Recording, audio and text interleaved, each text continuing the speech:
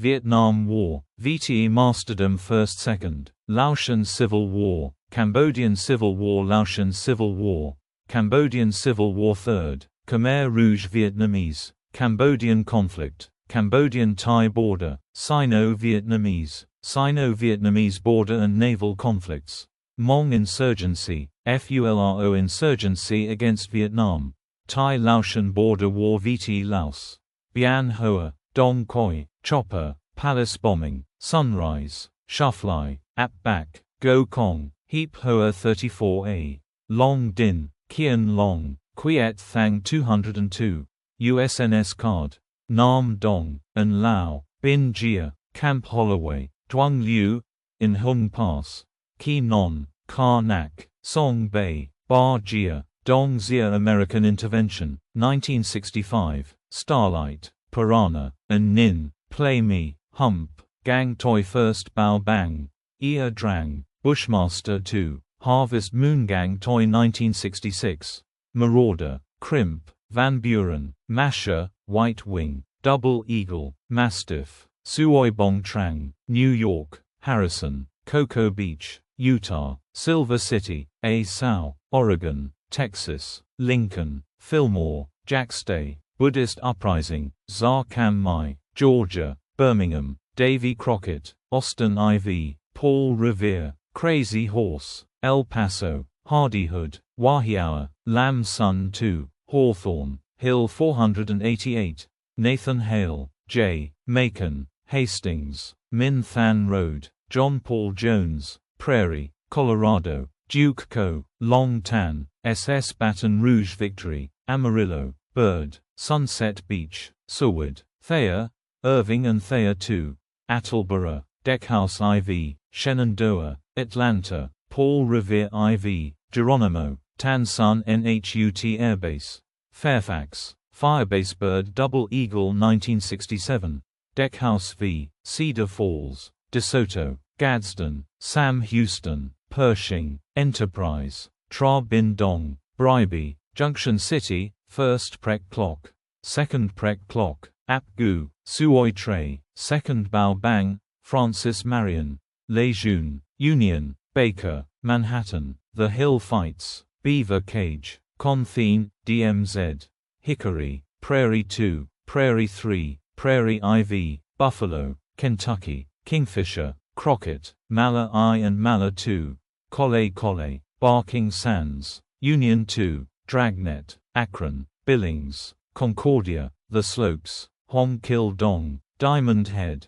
Coronado, Coronado 2, Hood River, Suoi Chow Pha, Benton, Coronado IV, Swift, Dragon Fire, Wheeler, Wallowa, Coronado v. Cunha, Bowling, Medina, Shenandoah 2, Ong Than 1st Loc Ninh, MacArthur, Dark 2, Osceola, Lancaster, Coronado IX, Neosho, Santa Fe, Essex, Kianjiang 9-1, Napoleon, Phoenix, Manchester, Saratoga, Yellowstone, Muscatine, Badger Tooth, Auburn Hickory, Prairie 2, Prairie 3, Prairie IV, Buffalo, Kentucky, Kingfisher Ong Than 1st Loc Ninh Dark to Tet Offensive and Aftermath. New Year's Day Battle of 1968, McLean, Ki San, Ban Hue Sain, Lang Vei, Coronado X, Tet Offensive, Da Nang, U.S. Embassy, Cholon and Phu Tho Racetrack, Tan Son NHUT Airbase, Joint General Staff Compound, Bien Hoa and Long Bin, Hue, Quang Tri, Ben Tre, Coburg, Lo Jiang, Hop Tak I, Coronado 11, Houston, Patrick, Tam Kai, Trong Kong Din, Lima Site 85, Quiet Thang, My Lai Massacre, Walker, Carrington, Pegasus, Cochise Green, Tone Thang I, Burlington Trail, Scotland 2, Delaware, Allen Brook, May Offensive, Dai Du, West Saigon, Landing Zone Center, and Bao, South Saigon, Concordia Square, Calm Duke, Coral Balmoral, Jeb Stuart 3, Nevada Eagle, Mameluke Thrust, Tone Thang 2, Robin, Bin In, Thor, Pocahontas Forest, Quiet Chen, Somerset Plain, Phase 3 Offensive, Duke Lap, Champagne Grove, Vin Lock, Thun Duke, Maui Peak, Henderson Hill, Sheridan Sabre, Meade River, Hat Dick, Speedy Express, Taylor Common, Fayette Canyon Ban Hue Seine, Lang Vei Da Nang, U.S. Embassy, Cholon and Phu Tho Racetrack, Tan Son Nhut Air Base, Joint General Staff Compound, Bien Hoa and Long Bin, Hue, Quang Tri, Ben Tre, Coburg, Lo Giang Dai Du, West Saigon, Landing Zone Center, and Bao, South Saigon, Concordia Square, Calm Duke, Coral Balmoral Duke Lap Vietnamization 1969–1971. DMZ Campaign, 1969–1971, Bold Mariner. Dewey Canyon, Tone Thang 3, Second Tet, Iron Mountain, Massachusetts Striker, Wayne Gray, Purple Martin, Ben Het, Maine Crag, Atlas Wedge, Frederick Hill, Geneva Park, Montana Mauler, Oklahoma Hills, Washington Green, Virginia Ridge, Apache Snow, Hamburger Hill, Lamar Plain, Pipestone Canyon, Bin Bar, Montgomery Rendezvous, Utah Mesa, Campbell Streamer, Idaho Canyon, Nantucket Beach, Fulton Square, LZ Kate, Tone Thang IV, Randolph Glen, Green River, Texas Star, FSB Ripcord, Cambodian Campaign, Pennsylvania Square, Clinch Valley, Elk Canyon, Pickens Forest, Wolf Mountain, Chicago Peak, Firebase O'Reilly, Chenla I, Imperial Lake, Jefferson Glen, Tailwind, Sun Tay Raid, Kulong 4402, Tone Thang 171st, Snuel, Lam Sun 719, Finney Hill, Middlesex Peak, FSB Mary Ann, Caroline Hill, Long Can, Chenla 2, Nuila Hamburger Hill FSB Ripcord Snuel FSB Mary Ann 1972. Easter Offensive, Cambodia and Mekong Delta 1st Quang Tri, Loc Ninh, and Loc, My Chan Line, Kontum, Thunderhead, 2nd Quang Tri, the Vin Wiretap Cambodia and Mekong Delta 1st Quang Tri, Loc Ninh, and Loc, My Chan Line, Kontum, Thunderhead, 2nd Quang Tri Post Paris Peace Accords, 1973–1974, War of the Flags. Kua Viet, Hong Ingu, Tong Lechon, Trung Gia, Ap Da Bien, Quang Duke, Tri Phap, S Vei Rien, Iron Triangle, Duke Duke, Thun Duke, Phu Loc, Phuc Longspring 1975. Ban Mi Thuot, Hugh Da Nang, Phan Rang, Sun Loc, Fall of Phnom Penh, Fall of Saigon, Mayaguez Incident Air Operations, Farmgate, Chopper, Ranch Hand, Pierce Arrow, Barrel Roll, Pony Express, Flaming Dart, Iron Hand, Rolling Thunder, Steel Tiger, Arc Light, Combat Skyspot, Tiger Hound, Shed Light, Than Hoa, Bolo, Popeye, Yen Veen, Niagara, Igloo White, Commando Hunt, Giant Lance, Menu, Patio, Freedom Deal, Proud Deep Alpha, Linebacker I, Enhance Plus, Linebacker 2, Homecoming, Tan Son Nhut Airbase, Babalift, New Life, Eagle Pull, Frequent Wind Naval Operations, Yankee and Dixie Stations, Gulf of Tonkin, Market Time, Vung Ro Bay, Game Warden, Double Eagle, Stable Door, PIRAZ, Sea Dragon, Deckhouse 5, Boda River, Nha Trang, Tarkau River. Sea Lords, Dong Hoi, Pocket Money, Custom Tailor, End Sweep, Paracel Islands, East Sea Lists of Allied Operations, 1964, 1965, 1966, 1967, 1968, 1969, 1970, 1971, 1972, 1973–74, 1975 Vitekai Doc, Hugh Phat Dan, Zor Loi Pagoda U.S. Embassy bombing, Saigon bombing, Bin In, Tay Vin, Bin Tai, Bin Hoa, Chui Bo, Dark Sun, Hugh, Phong In He and Phong In Hat, Ha Mai, Mai Lai, Sun Tra, Than Phong, Sun Thang, Than Mai, Duke Duke, Highway 1, Kai Lei Schoolyard Tiger Force, Viet Cong and PAVN Terror, Vietnam War Crimes Working Group, Winter Soldier Investigation. The Vietnam War was a conflict in Vietnam, Laos, and Cambodia from 1 November 1955 to the fall of Saigon on 30 April 1975. It was the second of the Indochina Wars and a major conflict of the Cold War. While the war was officially fought between North Vietnam and South Vietnam, the North was supported by the Soviet Union, China, and other countries in the Eastern Bloc, while the South was supported by the US and anti-communist allies. This made it a proxy war between the US and Soviet Union. It lasted almost 20 years, with direct US military involvement ending in 1973. The conflict spilled into the Laotian and Cambodian civil wars, which ended with all three countries becoming communist in 1975. After the fall of French Indochina with the 1954 Geneva Conference, the country gained independence from France but was divided into two parts. The Viet Minh took control of North Vietnam, while the US assumed financial and military support for South Vietnam. The North Vietnamese controlled Viet Cong, VC, a South Vietnamese common front of militant leftists, socialists, communists, workers, peasants and intellectuals, initiated guerrilla war in the south. The People's Army of Vietnam, PAVN, engaged in more conventional warfare with US and Army of the Republic of Vietnam, ARVN, forces. North Vietnam invaded Laos in 1958, establishing the Ho Chi Minh Trail to supply and reinforce the VC. 16 By 1963, the North had sent 40,000 soldiers to fight in the South. 16 U.S. involvement increased under President John F. Kennedy, from 900 military advisors at the end of 1960 to 16,300 at the end of 1963, 131 following the Gulf of Tonkin incident in 1964. The U.S. Congress passed a resolution that gave President Lyndon B. Johnson authority to increase military presence, without a declaration of war. Johnson ordered deployment of combat units and dramatically increased American military personnel to 184,000 by the end of 1965, and to 536,000 by the end of 1968. U.S. and South Vietnamese forces relied on air supremacy and overwhelming firepower to conduct search and destroy operations. The U.S. conducted a strategic bombing campaign against North Vietnam, 371 to 374, and built up its forces, despite little progress. In 1968, North Vietnam launched the Tet Offensive. A tactical defeat, but a strategic victory, as it caused U.S. domestic support to fade.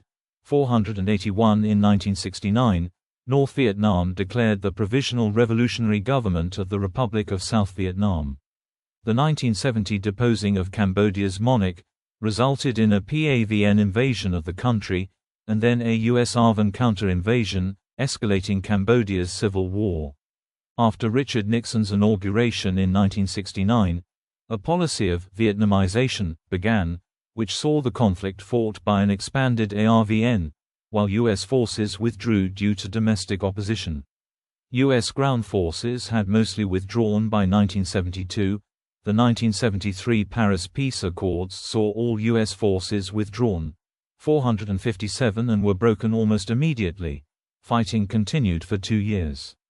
Phnom Penh fell to the Khmer Rouge in April 1975, while the 1975 Spring Offensive saw the fall of Saigon to the PAVN, marking the end of the war. North and South Vietnam were reunified on 2 July the following year. The war exacted enormous human cost. Estimates of Vietnamese soldiers and civilians killed range from 970,000 to 3 million. Some 275,000 to 310,000 Cambodians, 20,000 to 62,000 Laotians, and 58,220 U.S. service members died.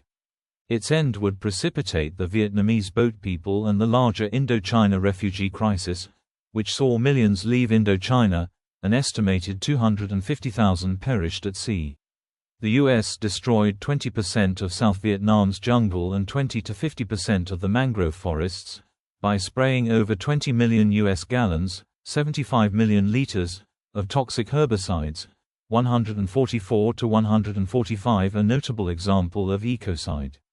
The Khmer Rouge carried out the Cambodian genocide, while conflict between them and the unified Vietnam escalated into the Cambodian-Vietnamese War. In response, China invaded Vietnam, with border conflicts lasting until 1991. Within the U.S., the war gave rise to Vietnam Syndrome, a public aversion to American overseas military involvement, which, with the Watergate scandal, contributed to the crisis of confidence that affected America throughout the 1970s. Names. Various names have been applied and have shifted over time, though Vietnam War is the most commonly used title in English. It has been called the Second Indochina War since it spread to Laos and Cambodia, the Vietnam conflict, and Nam, colloquially, Nam. In Vietnam it is commonly known as Kháng Chiến Chống Mỹ, lit. Resistance War against America. The government of Vietnam officially refers to it as the Resistance War against America to save the nation. It is sometimes called the American War. Background. Vietnam had been under French control as part of French Indochina since the mid-19th century. Under French rule, Vietnamese nationalism was suppressed, so revolutionary groups conducted their activities abroad, particularly in France and China. One such nationalist, Nguyen Sinh Cong, established the Indochinese Communist Party in 1930, a Marxist-Leninist political organization which operated primarily in Hong Kong and the Soviet Union. The party aimed to overthrow French rule and establish an independent communist state in Vietnam. Japanese occupation of Indochina. In September 1940, Japan invaded French Indochina, following France's capitulation to Nazi Germany. French influence was suppressed by the Japanese, and in 1941 Cong, now known as Ho Chi Minh, returned to Vietnam to establish the Viet Minh, an anti-Japanese resistance movement that advocated for independence. The Viet Minh received aid from the Allies, namely the US, Soviet Union, and Republic of China. Beginning in 1944, the U.S. Office of Strategic Services, OSS, provided the Viet Minh with weapons, ammunition, and training to fight the occupying Japanese and Vichy French forces. Throughout the war, Vietnamese guerrilla resistance against the Japanese grew dramatically, and by the end of 1944 the Viet Minh had grown to over 500,000 members.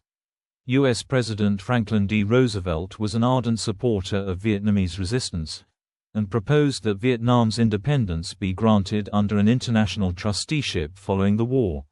Following the surrender of Japan in 1945, the Viet Minh launched the August Revolution, overthrowing the Japanese-backed Empire of Vietnam and seizing weapons from the surrendering Japanese forces. On September 2, Ho Chi Minh proclaimed the Declaration of Independence of the Democratic Republic of Vietnam, DRIVE. However, on September 23, French forces overthrew the DRIVE and reinstated French rule. American support for the Viet Minh promptly ended, and OSS forces left as the French sought to reassert control of the country. First Indochina War. Tensions between the Viet Minh and French authorities had erupted into full-scale war by 1946, a conflict which soon became entwined with the wider Cold War.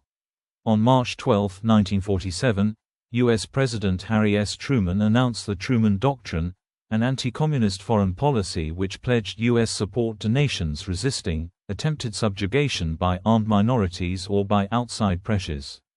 In Indochina, this doctrine was first put into practice in February 1950, when the United States recognized the French-backed state of Vietnam in Saigon, led by former Emperor Bao Dai, as the legitimate government of Vietnam, after the communist states of the Soviet Union and People's Republic of China recognized the Democratic Republic of Vietnam, led by Ho Chi Minh, as the legitimate Vietnamese government the previous month. 377–379–88. The outbreak of the Korean War in June convinced Washington policymakers that the war in Indochina was another example of communist expansionism, directed by the Soviet Union. 33 to 35 military advisors from China began assisting the Viet Minh in July 1950. 14 Chinese weapons, expertise, and laborers transformed the Viet Minh from a guerrilla force into a regular army. 26 In September 1950, the U.S. further enforced the Truman Doctrine by creating a Military Assistance and Advisory Group, MAG, to screen French requests for aid, advise on strategy, and train Vietnamese soldiers. 18 By 1954, the U.S. had spent $1 billion in support of the French military effort, shouldering 80% of the cost of the war. 35. Battle of Dien Bien Phu. During the Battle of Dien Bien Phu in 1954, U.S. carriers sailed to the Gulf of Tonkin and the U.S. conducted reconnaissance flights. France and the U.S. discussed the use of tactical nuclear weapons, though reports of how seriously this was considered and by whom are vague.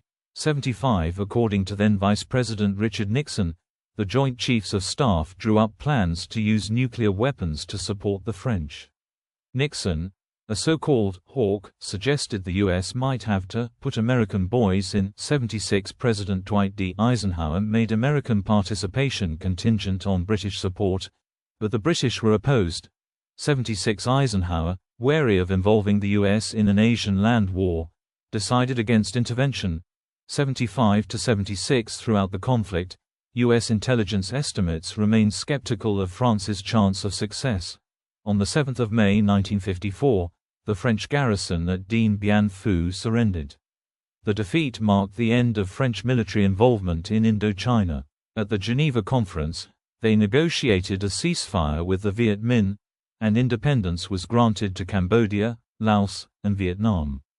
Transition period. At the 1954 Geneva Conference, Vietnam was temporarily partitioned at the 17th parallel.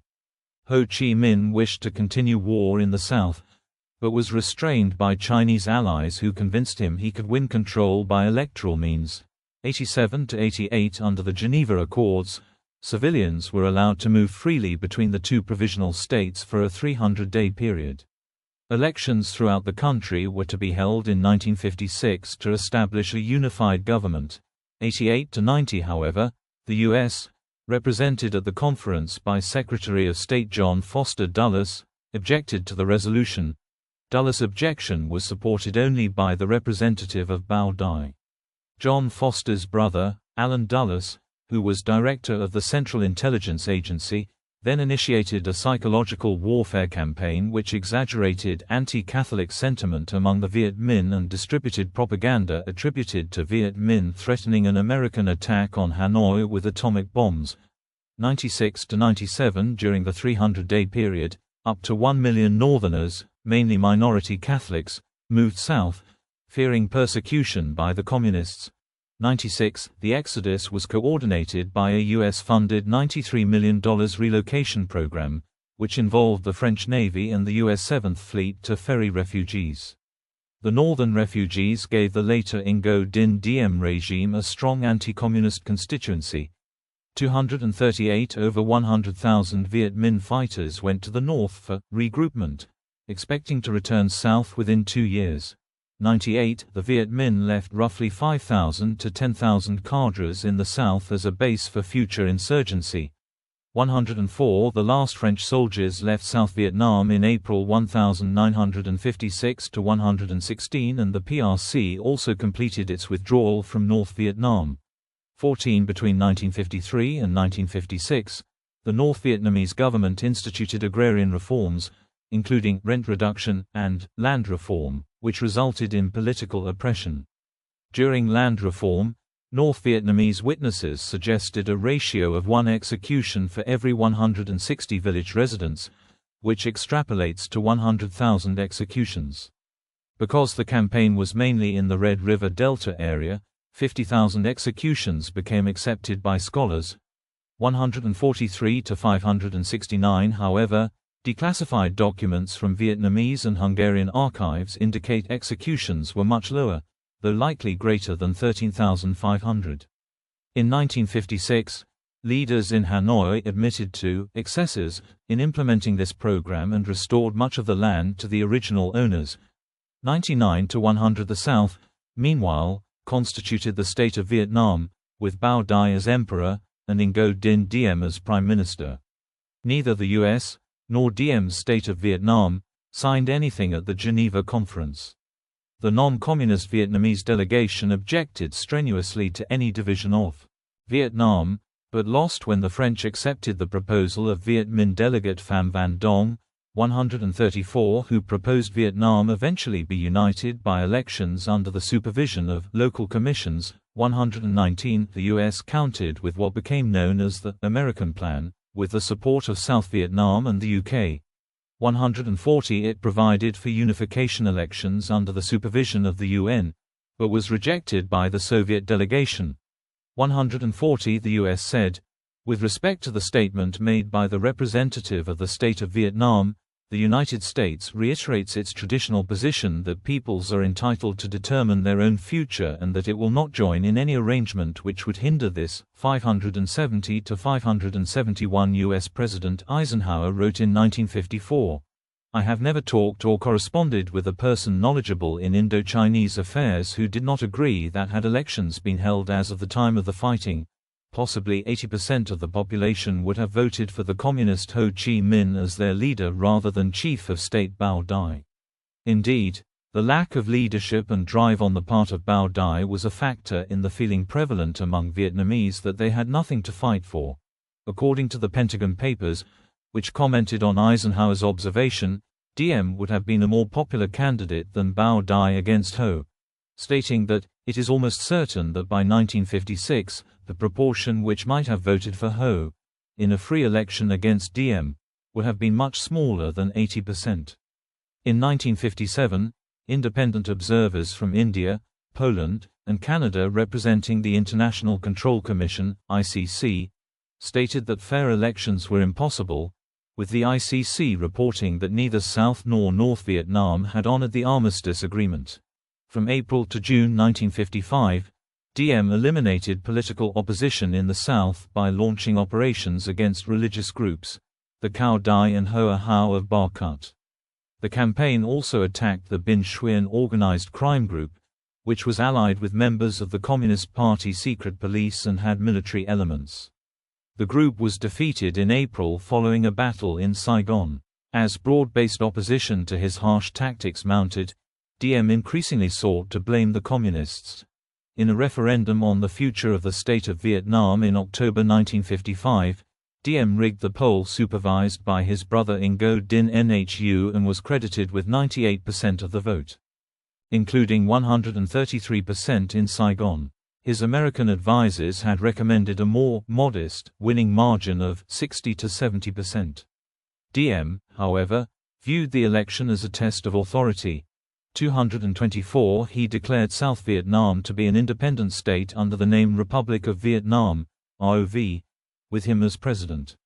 Likewise, Ho Chi Minh and other communists won at least 99% of the vote in North Vietnamese elections, 193 to 194, 202 to 203, 215 to 217. The domino theory, which argued that if a country fell to communism, all surrounding countries would follow, was first proposed by the Eisenhower administration. 19 John F. Kennedy, then a senator, said in a speech to the American Friends of Vietnam, Burma, Thailand, India, Japan, the Philippines and obviously Laos and Cambodia are among those whose security would be threatened if the red tide of communism overflowed into Vietnam. Diem era, 1954 to 1963. Rule. A devout Roman Catholic, Diem was fervently anti-communist, nationalist, and socially conservative. Historian Lou Don Hein notes, Diem represented narrow and extremist nationalism coupled with autocracy and nepotism. 200 to 201 Most Vietnamese were Buddhist, and alarmed by Diem's actions, like his dedication of the country to the Virgin Mary. In the summer of 1955, Diem launched the Denounce the Communists campaign, during which suspected communists and other anti-government elements were arrested, imprisoned, tortured, or executed. He instituted the death penalty in August 1956 against activity deemed communist. The North Vietnamese government claimed that, by November 1957, over 65,000 individuals were imprisoned and 2,148 killed in the process. According to Gabriel Kolko, 40,000 political prisoners had been jailed by the end of 1958. 89 In October 1956, Diem launched a land reform program limiting the size of rice farms per owner. 1.8 acres of farmland became available for purchase by landless people. By 1960, the process had stalled because many of Diem's biggest supporters were large landowners. 14 to 16 in May 1957, Diem undertook a 10-day state visit to the U.S. President Eisenhower pledged his continued support, and a parade was held in Diem's honor. But Secretary of State Dulles privately conceded Diem had to be backed because they could find no better alternative. 230. Insurgency in the South, 1954 to 1960. Between 1954 and 1957, the Diem government succeeded in preventing large-scale organized unrest in the countryside. In April 1957, insurgents launched an assassination campaign, referred to as extermination of traitors. 17 people were killed in the Chow Dock massacre at a bar in July, and in September a district chief was killed with his family. By early 1959, Diem had come to regard the violence as an organized campaign and implemented Law 1059, which made political violence punishable by death and property confiscation. There had been division among former Viet Minh, whose main goal was to hold elections promised in the Geneva Accords, leading to wildcat activities separate from the other communists and anti-GVN activists. Douglas Pike estimated that insurgents carried out 2,000 abductions and 1,700 assassinations of government officials, village chiefs, hospital workers and teachers from 1957 to 1960. 106 violence between insurgents and government forces increased drastically from 180 clashes in January 1960 to 545 clashes in September. In September 1960, COSVN, North Vietnam's southern headquarters, ordered a coordinated uprising in South Vietnam against the government, and a third of the population was soon living in areas of communist control. 106 to 107 in December 1960. North Vietnam formally created the Viet Cong with the intent of uniting all anti-GVN insurgents, including non-communists. It was formed in Mamot, Cambodia, and directed through COSVN. 55 to 58, the Viet Cong placed heavy emphasis on the withdrawal of American advisors and influence, on land reform and liberalization of the GVN, on coalition government and the neutralization of Vietnam. The identities of the leaders of the organization were often kept secret. Support for the VC was driven by resentment of Diem's reversal of Viet Minh land reforms in the countryside. The Viet Minh had confiscated large private landholdings, reduced rents and debts, and leased communal lands, mostly to poorer peasants. Diem brought the landlords back. People who had been farming land for years had to return it to landlords and pay years of back rent. Marilyn B. Young wrote that the divisions within villages reproduced those that had existed against the French, 75% support for the NLF, 20% trying to remain neutral and 5% firmly pro-government. 73. North Vietnamese involvement. In March 1956, Southern Communist leader Le Duan presented a plan to revive the insurgency entitled The Road to the South to the Politburo in Hanoi. However, as China and the Soviets opposed confrontation, his plan was rejected. 58. Despite this, the North Vietnamese leadership approved tentative measures to revive southern insurgency in December 1956. Communist forces were under a single command structure set up in 1958. In May 1958, North Vietnamese forces seized the transportation hub at Chepone in southern Laos near the demilitarized zone, between North and South Vietnam. 24. The North Vietnamese Communist Party approved a People's War on the South at a session in January 1959, 119 to 120, and, in May, Group 559 was established to maintain and upgrade the Ho Chi Minh Trail, at this time a 6-month mountain trek through Laos. On 28 July, North Vietnamese and Pathet Lao forces invaded Laos, fighting the Royal Lao Army all along the border. 26. About 500 of the regroupes of 1954 was sent south on the trail during its first year of operation. The first arms delivery via the trail was completed in August 1959. In April 1960, North Vietnam imposed universal military conscription for men. About 40,000 Communist soldiers infiltrated the South from 1961 to 1963, 76. Kennedy's escalation, 1961 to 1963. In the 1960 U.S. presidential election, Senator John F. Kennedy defeated incumbent Vice President Richard Nixon. Although Eisenhower warned Kennedy about Laos and Vietnam, Europe and Latin America loomed larger than Asia on his sights. 264 In June 1961, he bitterly disagreed with Soviet Premier Nikita Khrushchev when they met in Vienna to discuss key U.S.-Soviet issues. Only 16 months later, the Cuban Missile Crisis, October 1962, played out on television worldwide. It was the closest the Cold War came to nuclear war. The Kennedy administration remained committed to the Cold War foreign policy inherited from the Truman and Eisenhower administrations. In 1961, the U.S. had 50,000 troops based in South Korea, and Kennedy faced 4 crisis situations: the failure of the Bay of Pigs invasion he had approved in April, settlement negotiations between the pro-Western government of Laos and the Pathet Lao Communist movement in May, 265 construction of the Berlin Wall in August, and the Cuban Missile Crisis in October. Kennedy believed another failure to stop communist expansion would irreparably damage U.S. credibility. He was determined to draw a line in the sand and prevent a communist victory in Vietnam. He told James Reston of the New York Times after the Vienna summit with Khrushchev, "Now we have a problem making our power credible and Vietnam looks like the place." Kennedy's policy toward South Vietnam assumed Diem and his forces had to defeat the guerrillas on their own. He was against the deployment of American combat troops and observed, to introduce U.S. forces in large numbers there today, while it might have an initially favorable military impact, would almost certainly lead to adverse political and, in the long run, adverse military consequences. The quality of the South Vietnamese military, however, remained poor. Poor leadership, corruption, and political promotions weakened the ARVN. The frequency of guerrilla attacks rose as the insurgency gathered steam. While Hanoi's support for the Viet Cong played a role, South Vietnamese governmental incompetence was at the core of the crisis.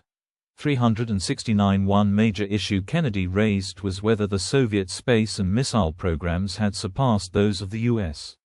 Although Kennedy stressed long-range missile parity with the Soviets, he was interested in using special forces for counterinsurgency warfare in Third World countries threatened by communist insurgencies.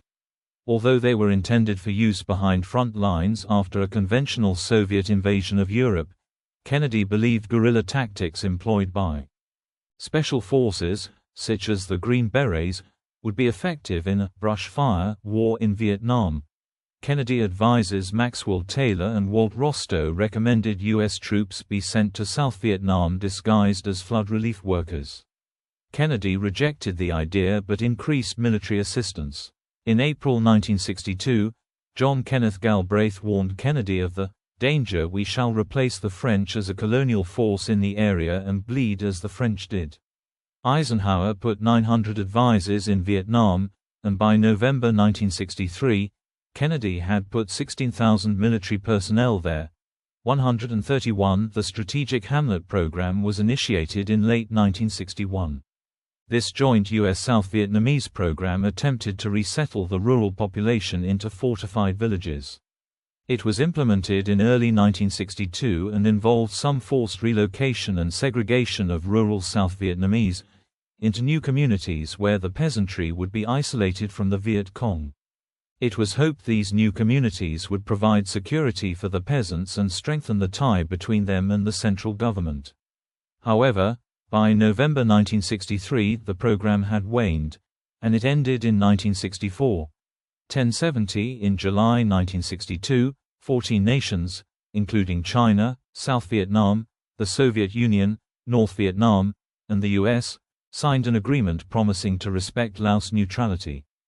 Ousting and assassination of Ngo Dinh Diem. The inept performance of the ARVN was exemplified by failed actions such as the Battle of Ap Bac on 2 January 1963, in which a band of Viet Cong won a battle against a much larger and better equipped South Vietnamese force, many of whose officers seemed reluctant even to engage in combat. 201 to 206 The South Vietnamese lost 83 soldiers and 5 U.S. war helicopters, serving to ferry troops shot down by Viet Cong forces, while the Viet Cong lost only 18 soldiers. The ARVN forces were led by Diem's most trusted general, Hein Van Cao. Cao was a Catholic, promoted due to religion and fidelity rather than skill, and his main job was to preserve his forces to stave off coups. Policymakers in Washington began to conclude Diem was incapable of defeating the Communists and might even make a deal with Ho Chi Minh. He seemed concerned only with fending off coups and had become paranoid after attempts in 1960 and 1962, which he partly attributed to U.S. encouragement. As Robert F. Kennedy noted, Diem wouldn't make even the slightest concessions. He was difficult to reason with. Historian James Gibson summed up the situation: strategic hamlets had failed. The South Vietnamese regime was incapable of winning the peasantry because of its class base among landlords. Indeed, there was no longer a regime, in the sense of a relatively stable political alliance and functioning bureaucracy. Instead, civil government and military operations had virtually ceased. The National Liberation Front had made great progress and was close to declaring provisional revolutionary governments in large areas. Discontent with Diem's policies exploded in May 1963, following the Hue Phat Dan shootings of 9 Buddhists protesting the ban on displaying the Buddhist flag on Vesak, Buddha's birthday. This resulted in mass protests, the Buddhist crisis against discriminatory policies that gave privileges to Catholics over the Buddhist majority. Diem's elder brother Ngo Dinh Thuc was the Archbishop of Hue and aggressively blurred the separation between church and state. Thuc's anniversary celebrations occurred shortly before Vesak had been bankrolled by the government, and Vatican flags were displayed prominently. There had been reports of Catholic paramilitaries demolishing Buddhist pagodas throughout Diem's rule. Diem refused to make concessions to the Buddhist majority or take responsibility for the deaths. On 21 August 1963, the ARVN Special Forces of Colonel Le Quang Tung, loyal to Diem's younger brother Ngo Dinh Nhu, raided pagodas, causing widespread destruction and leaving a death toll into the hundreds. U.S. officials began discussing regime change during the middle of 1963. The United States Department of State wanted to encourage a coup, while the Pentagon favored Diem. Chief among the proposed changes was removal of Diem's younger brother Nhu, who controlled the secret police and special forces, and was seen as being behind the Buddhist repression and the architect of the Ngo family's rule. This proposal was conveyed to the U.S. Embassy in Saigon in Cable 243. The CIA contacted generals planning to remove Diem, and told them the U.S. would not oppose such a move, nor punish them by cutting off aid. Diem was executed, along with his brother, on 2 November 1963. When Kennedy was informed, Maxwell Taylor remembered he rushed from the room with a look of shock and dismay on his face. 326 Kennedy had not anticipated Diem's murder. The U.S. Ambassador Henry Cabot Lodge invited the coup leaders to the embassy and congratulated them. Lodge informed Kennedy that the prospects now are for a shorter war. 327 Kennedy wrote Lodge a letter congratulating him for a fine job. Following the coup, chaos ensued. Hanoi took advantage and increased its support for the guerrillas. South Vietnam entered extreme political instability, as one military government toppled another in quick succession. Increasingly, each new regime was viewed by the Communists as a puppet of the Americans. Whatever the failings of Diem, his credentials as a nationalist had been impeccable. 328 U.S. advisors were embedded at every level of the South Vietnamese armed forces. They were, however, criticized for ignoring the political nature of the insurgency. The Kennedy administration sought to refocus U.S. efforts on pacification, which in this case was defined as countering the growing threat of insurgency, and winning the hearts and minds of the population. Military leadership in Washington, however, was hostile to any role for U.S. advisors other than troop training. General Paul Harkins, the commander of U.S. forces in South Vietnam, confidently predicted victory by Christmas 1963. 103 The CIA was less optimistic, however, warning that the Viet Cong by and large retained de facto control of much of the countryside and have steadily increased the overall intensity of the effort. Paramilitary officers from the CIA's Special Activities Division trained and led Hmong tribesmen in Laos and into Vietnam. The indigenous forces were in the tens of thousands and conducted direct action missions, led by paramilitary officers, against the Communist Pathet Lao forces and the North Vietnamese supporters. The CIA ran the Phoenix program and participated in the Military Assistance Command, Vietnam, Studies and Observations Group, MAC-V-SOG. Gulf of Tonkin and Johnson's escalation, 1963–1969. President Kennedy was assassinated on the 22nd of November 1963. Vice President Lyndon B. Johnson had not been heavily involved with policy toward Vietnam. However, upon becoming president, he immediately focused it. On the 24th of November 1963, he said, "The battle against communism must be joined with strength and determination." Johnson knew he had inherited a deteriorating situation in South Vietnam, but adhered to the widely accepted domino argument for defending the South. Should they retreat or appease, either action would imperil other nations. Findings from Rand's Viet Cong Motivation and Morale Project bolstered his confidence that an air war would weaken the Viet Cong. Some argue the policy of North Vietnam was not to topple other non-communist governments in Southeast Asia. 48 The Military Revolutionary Council, meeting in lieu of a strong South Vietnamese leader, had 12 members. It was headed by General Tuong Van Minh, whom journalist Stanley Carno recalled as a model of lethargy. 340 Lodge cabled home about Minh. Will he be strong enough to get on top of things? Minh's regime was overthrown in January 1964 by General Nguyen Can. 341 There was persistent instability in the military. Several coups, not all successful, occurred in a short period of time. Gulf of Tonkin incident. On the 2nd of August 1964, USS Maddox, on an intelligence mission along North Vietnam's coast, fired upon and damaged torpedo boats approaching it in the Gulf of Tonkin. 124 A second attack was reported 2 days later on USS Turner Joy and Maddox. The circumstances were murky. 218–219 Johnson commented to Under-Secretary of State George Ball that, "Those sailors out there may have been shooting at flying fish." An NSA publication declassified in 2005 revealed there was no attack on the 4th of August. The second attack led to retaliatory airstrikes and prompted Congress to approve the Gulf of Tonkin Resolution on the 7th of August 1964.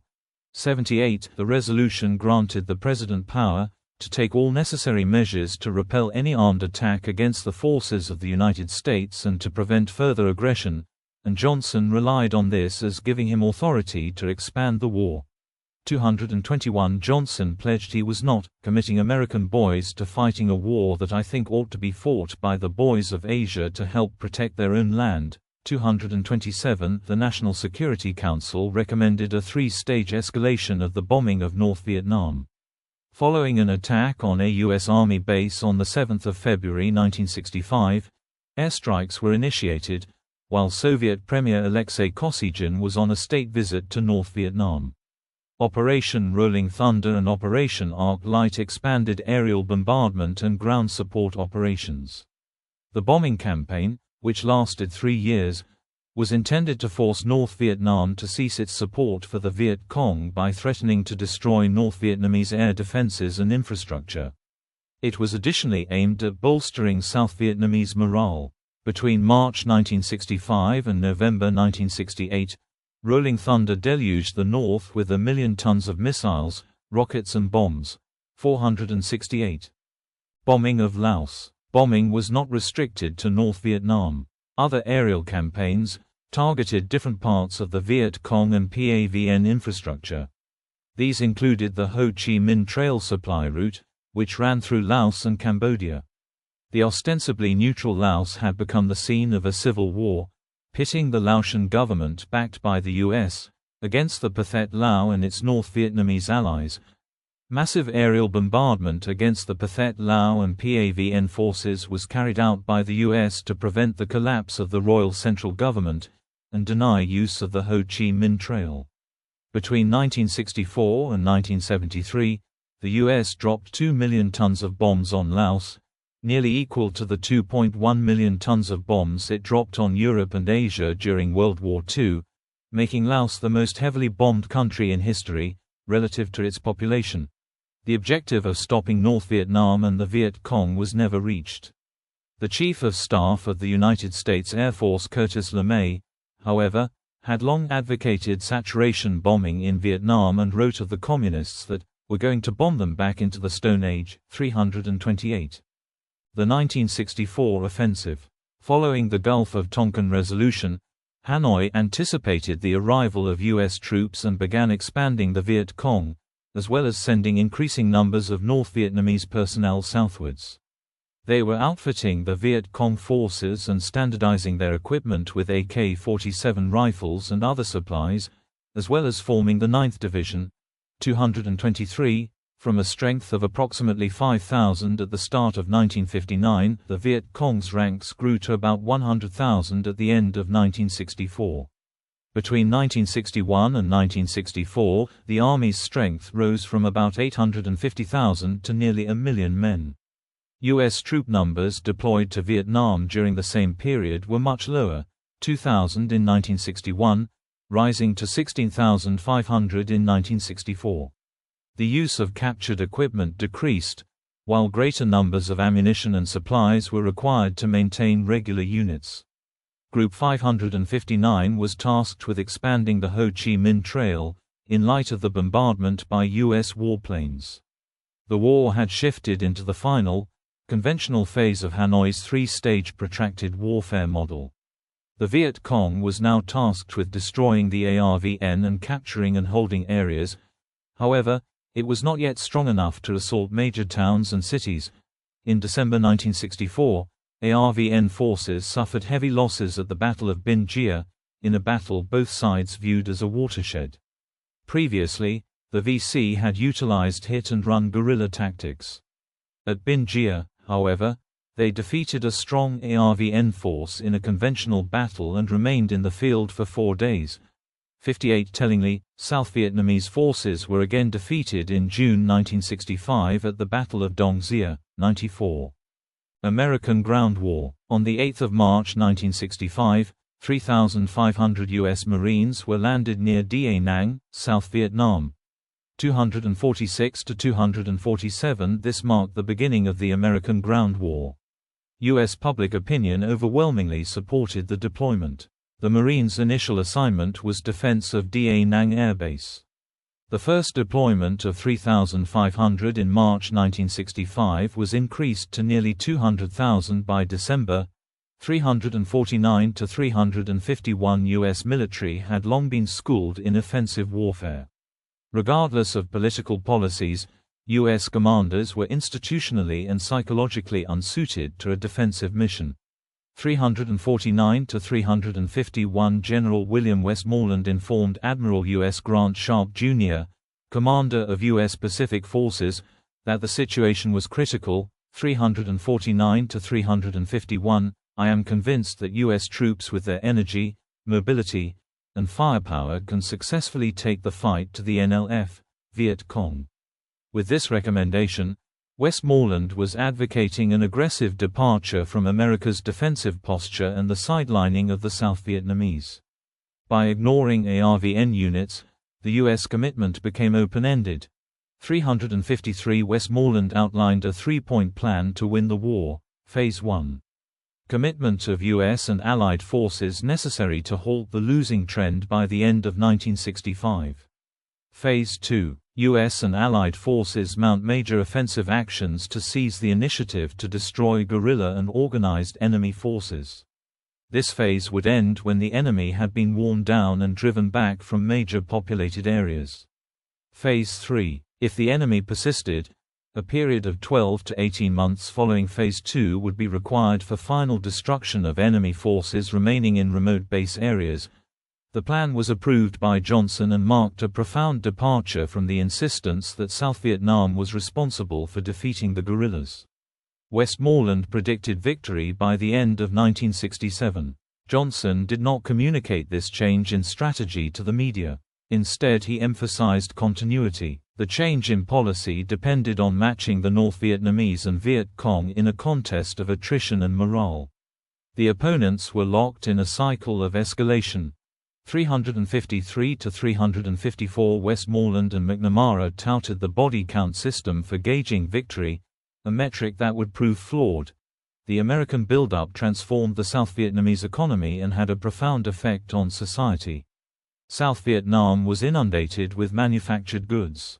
Washington encouraged its SEATO allies to contribute troops. Australia, New Zealand, Thailand, and the Philippines, 556 agreed to do so. South Korea would ask to join the Many Flags program in return for economic compensation. Major allies, however, notably NATO countries Canada and the UK, declined troop requests. The US and its allies mounted complex search and destroy operations. In November 1965, the US engaged in its first major battle with the PAVN, the Battle of Ia Drang. The operation was the first large-scale helicopter air assault by the US, and first to employ Boeing B-52 Stratofortress strategic bombers in support. 284 to 285. These tactics continued in 1966–67, however, the PAVN-VC insurgents remained elusive and demonstrated tactical flexibility. By 1967, the war had generated large-scale internal refugees, 2 million in South Vietnam, with 125,000 people evacuated and rendered homeless during Operation Masher alone, which was the largest search and destroy operation to that point. Operation Masher would have negligible impact, however, as the PAVN-VC returned to the province just 4 months after it ended. 153 to 156. Despite major operations, which the Viet Cong and PAVN would typically evade, the war was characterized by smaller unit contacts or engagements. The Viet Cong and PAVN would initiate 90% of large firefights, and thus the PAVN-Viet Cong would retain strategic initiative despite overwhelming U.S. force and firepower deployment. The PAVN and Viet Cong had developed strategies capable of countering U.S. military doctrines and tactics, see NLF and PAVN battle tactics. Meanwhile, the political situation in South Vietnam began to stabilize with the arrival of Prime Minister Air Marshal Nguyen Cao Khai and figurehead Chief of State, General Nguyen Van Thieu, in mid-1965 at the head of a junta. In 1967, Thieu became president with Khai as his deputy, after rigged elections. Although they were nominally a civilian government, Khai was supposed to maintain real power through a behind-the-scenes military body. However, Thieu outmaneuvered and sidelined Khai. Thieu was accused of murdering Khai loyalists through contrived military accidents. Thieu remained president until 1975, having won a one-candidate election in 1971. 706. Johnson employed a policy of minimum candor, 18 with the media. Military information officers sought to manage coverage by emphasizing stories that portrayed progress. This policy damaged the public trust in official pronouncements.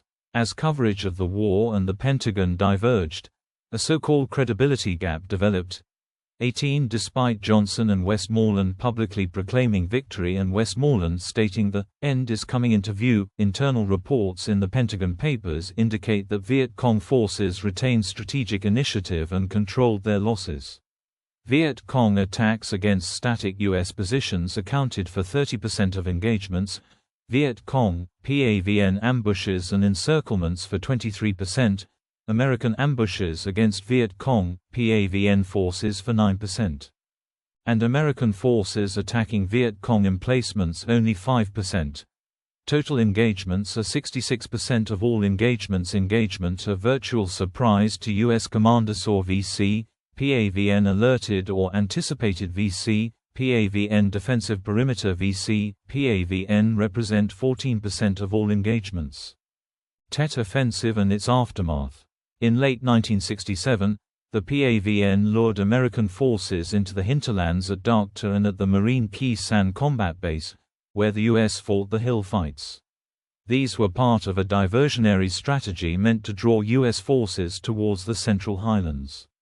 Preparations were underway for the Tet Offensive, with the intention of Van Tien Dung forces to launch direct attacks on the American and puppet nerve centers, Saigon, Hue, Da Nang, all the cities, towns and main bases. Le Duan sought to placate critics of the stalemate by planning a decisive victory. 90–94, he reasoned this could be achieved through sparking an uprising within the towns and cities. 148 along with mass defections among ARVN units, who were on leave during the truce period. The Tet Offensive began on 30 January 1968, as over 100 cities were attacked by over 85,000 VC, PAVN troops, including assaults on military installations, headquarters, and government buildings, including the U.S. Embassy in Saigon. 363 to 365 U.S. and South Vietnamese forces were shocked by the scale, intensity and deliberative planning, as infiltration of personnel and weapons into the cities was accomplished covertly. The offensive constituted an intelligence failure on the scale of Pearl Harbor. 556 most cities were recaptured within weeks, except the former imperial capital Hue, which PAVN, Viet Cong troops held on for 26 days. 495, they executed approximately 2,800 unarmed Hue civilians and foreigners they considered to be spies. 495 in the following Battle of Hue, American forces employed massive firepower that left 80% of the city in ruins. 308 to 309 at Quang Tri-City, the ARVN Airborne Division, the 1st Division and a regiment of the U.S. 1st Cavalry Division managed to hold out and overcome an assault intended to capture the city. 104 in Saigon, Viet Cong, PAVN fighters had captured areas in and around the city, attacking key installations before U.S. and ARVN forces dislodged them after 3 weeks. 479 during one battle, Peter Arnott reported an infantry commander saying of the Battle of Ben Tre that it became necessary to destroy the village in order to save it. During the first month of the offensive, 1,100 Americans and other Allied troops, 2,100 ARVN and 14,000 civilians were killed. After 2 months, nearly 5,000 ARVN and over 4,000 U.S. forces had been killed and 45,820 wounded. The U.S. claimed 17,000 of the PAVN and Viet Cong had been killed and 15,000 wounded. 104 to 82 a month later, a second offensive known as the May Offensive was launched. It demonstrated the Viet Cong were still capable of carrying out orchestrated nationwide offensives. 488 to 489 2 months later, a third offensive was launched, Phase 3 Offensive. PAVN records of their losses across all 3 offensives was 45,267 killed and 111,179 total casualties. It had become the bloodiest year up to then. The failure to spark a general uprising and lack of defections among the ARVN units meant both war goals of Hanoi had fallen flat at enormous cost. 148 to 149 prior to Tet, in November 1967, Westmoreland had spearheaded a public relations drive for the Johnson administration to bolster flagging public support. In a speech to the National Press Club, he said a point had been reached, where the end comes into view. Thus, the public was shocked and confused when Westmoreland's predictions were trumped by the Tet Offensive. Public approval of his performance dropped from 48% to 36%. An endorsement for the war fell from 40% to 26%. 546 The public and media began to turn against Johnson as the offensive's contradicted claims of progress. At one point in 1968, Westmoreland considered the use of nuclear weapons in a contingency plan codenamed Fracture Jaw, which was abandoned when it became known to the White House. Westmoreland requested 200,000 additional troops, which was leaked to the media, and the fallout combined with intelligence failures caused him to be removed from command in March 1968, succeeded by his deputy Creighton Abrams. On 10 May 1968, Peace talks began between the US and North Vietnam in Paris. Negotiations stagnated for 5 months, until Johnson gave orders to halt the bombing of North Vietnam. Hanoi realized it could not achieve a total victory, and employed a strategy known as talking while fighting, fighting while talking, in which offensives would occur concurrently with negotiations. Johnson declined to run for re-election as his approval rating slumped from 48% to 36%. 486 His escalation of the war divided Americans, cost 30,000 American lives by that point and was regarded to have destroyed his presidency. 486 Refusal to send more troops was seen as Johnson's admission that the war was lost. As Secretary of Defense Robert McNamara noted, the dangerous illusion of victory by the United States was therefore dead. 367 Vietnam was a major political issue during the United States presidential election in 1968. The election was won by Republican Richard Nixon, who claimed to have a secret plan to end the war. 515. Vietnamization, 1969 to 1972. Nuclear threats and diplomacy. President Nixon began troop withdrawals in 1969. His plan to build up the ARVN so it could take over the defense of South Vietnam became known as Vietnamization.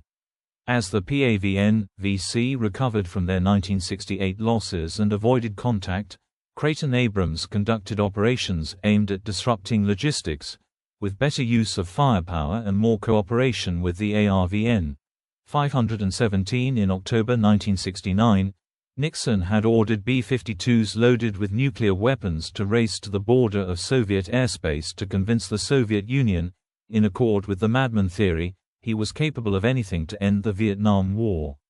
Nixon had sought détente with the Soviet Union and rapprochement with China, which decreased tensions and led to nuclear arms reductions. However, the Soviets continued to supply the North Vietnamese. Hanoi's war strategy. In September 1969, Ho Chi Minh died aged 79. The failure of the 1968 Tet Offensive to spark a popular uprising in the South caused a shift in Hanoi's war strategy, and the Giap Chin Northern First faction regained control over military affairs from the La Duan Hoang Van Ho Southern First faction. 272 to 274 An unconventional victory was sidelined in favor of a conventional victory through conquest. 196 to 205 Large-scale offensives were rolled back in favor of small unit and sapper attacks as well as targeting the pacification and Vietnamization strategy. Following Tet, the PAVN had transformed from a light infantry, limited mobility force into a high mobile and mechanized combined arms force. 189 By 1970, over 70% of Communist troops in the South were Northerners, and Southern-dominated VC units no longer existed. U.S. domestic controversies. The anti-war movement was gaining strength in the U.S. Nixon appealed to the silent majority, who he said supported the war without showing it. But revelations of the 1968 My Lai massacre, 518 to 521, in which a U.S. Army unit under Captain Ernest Medina raped and killed civilians, and the 1969 Green Beret affair, where 8 Special Forces soldiers were arrested for the murder of a suspected double agent, provoked national and international outrage. In 1971, the Pentagon Papers were leaked to the New York Times. The Top Secret History of U.S. Involvement in Vietnam, commissioned by the Department of Defense, detailed public deceptions on the part of the government. The Supreme Court ruled its publication was legal. Collapsing U.S. morale. Following the Tet Offensive and decreasing support among the U.S. public, U.S. forces began a period of morale collapse and disobedience. 349 to 350, 166 to 175 at home, desertion rates quadrupled from 1966 levels. Among the enlisted, only 2.5% chose infantry combat positions in 1969-70. ROTC enrollment decreased from 191,749 in 1966 to 72,459 by 1971, and reached a low of 33,220 in 1974, depriving U.S. forces of much-needed military leadership. open refusal to engage in patrols or carry out orders emerged, with a notable case of an entire company refusing orders to carry out operations. Unit cohesion began to dissipate and focused on minimizing contact with Viet Cong and PAVN. A practice known as sandbagging started, where units ordered to patrol would go into the countryside, find a site out of view from superiors and radio in false coordinates and unit reports. 407 to 411 drug usage increased among U.S. forces, 30% regularly used marijuana, 407, while a House subcommittee found 10% regularly used high-grade heroin, 526 from 1969 on. Search and destroy operations became referred to as search and avoid operations, falsifying battle reports while avoiding guerrillas. 900 fragging and suspected fragging incidents were investigated, most occurring between 1969 and 1971. 331 to 407 in 1969. Field performance was characterized by lowered morale, lack of motivation, and poor leadership. 331 The significant decline in U.S. morale was demonstrated by the Battle of FSB Mary Ann in March 1971, in which a sapper attack inflicted serious losses on the U.S. defenders. 357 William Westmoreland, no longer in command but tasked with investigation of the failure, cited a dereliction of duty, lax defensive postures and lack of officers in charge. 357 On the collapse of morale, historian Shelby Stanton wrote, "In the last years of the Army's retreat, its remaining forces were relegated to static security. The American Army's decline was readily apparent in this final stage. Racial incidents, drug abuse, combat disobedience, and crime reflected growing idleness, resentment, and frustration. The fatal handicaps of faulty campaign strategy, incomplete wartime preparation, and the tardy, superficial attempts at Vietnamization. An entire American army was sacrificed on the battlefield of Vietnam." 366 to 368. ARVN taking the lead and U.S. ground force withdrawal. Beginning in 1969, American troops were withdrawn from border areas where most of the fighting took place and redeployed along the coast and interior. U.S. casualties in 1970 were less than half of 1969, after being relegated to less active combat. While U.S. forces were redeployed, the ARVN took over combat operations, with casualties double U.S. casualties in 1969, and more than triple U.S. ones in 1970. In the post-Tet environment, membership in the South Vietnamese Regional Force and Popular Force militias grew, and they were now more capable of providing village security, which the Americans had not accomplished. In 1970, Nixon announced the withdrawal of an additional 150,000 American troops, reducing U.S. numbers to 265,500. By 1970, Viet Cong forces were no longer Southern majority, nearly 70% of units were Northerners. Between 1969 and 1971, the Viet Cong and some PAVN units had reverted to small unit tactics typical of 1967 and prior, instead of nationwide offensives.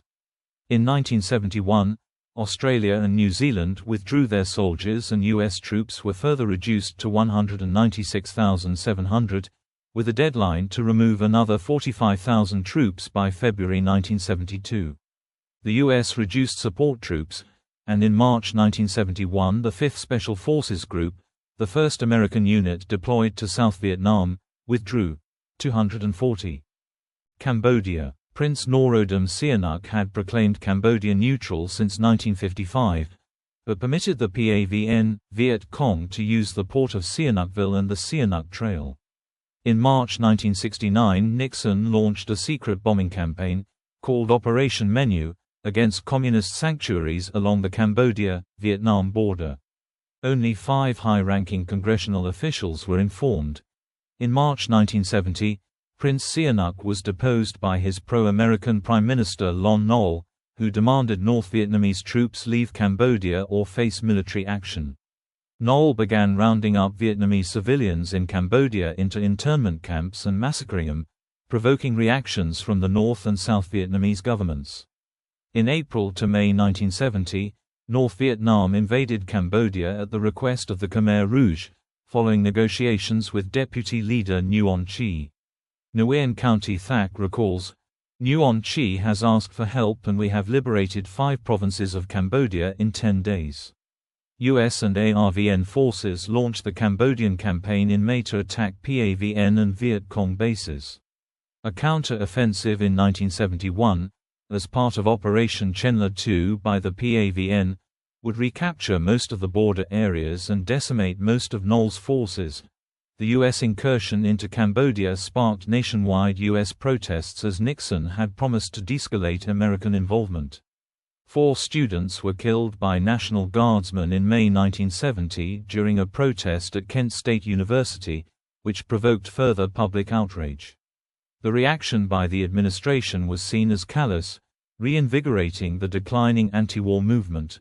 128 to 129 The U.S. Air Force continued to bomb Cambodia in support of the Cambodian government as part of Operation Freedom Deal. Laos. Building on the success of ARVN units in Cambodia, and further testing the Vietnamization program, the ARVN were tasked with Operation Lam Son 719 in February 1971, the first major ground operation to attack the Ho Chi Minh Trail, at the crossroad of Chepone. This offensive was the first time the PAVN would field test its combined arms force. The first few days were a success, but momentum slowed after fierce resistance. Thieu had halted the general advance, leaving armored divisions able to surround them. Thieu ordered air assault troops to capture Chepone and withdraw, despite facing 4 times larger numbers. During the withdrawal, the PAVN counterattack had forced a panicked rout. Half of the ARVN troops were either captured or killed, half of the ARVN, U.S. support helicopters were downed, and the operation was considered a fiasco, demonstrating operational deficiencies within the ARVN. 644 to 645 Nixon and Thieu had sought to use to showcase victory simply by capturing Chepone, and it was spun off as an operational success. 576 to 582. Easter Offensive and Paris Peace Accords, 1972. Vietnamization was again tested by the Easter Offensive of 1972, a conventional PAVN invasion of South Vietnam.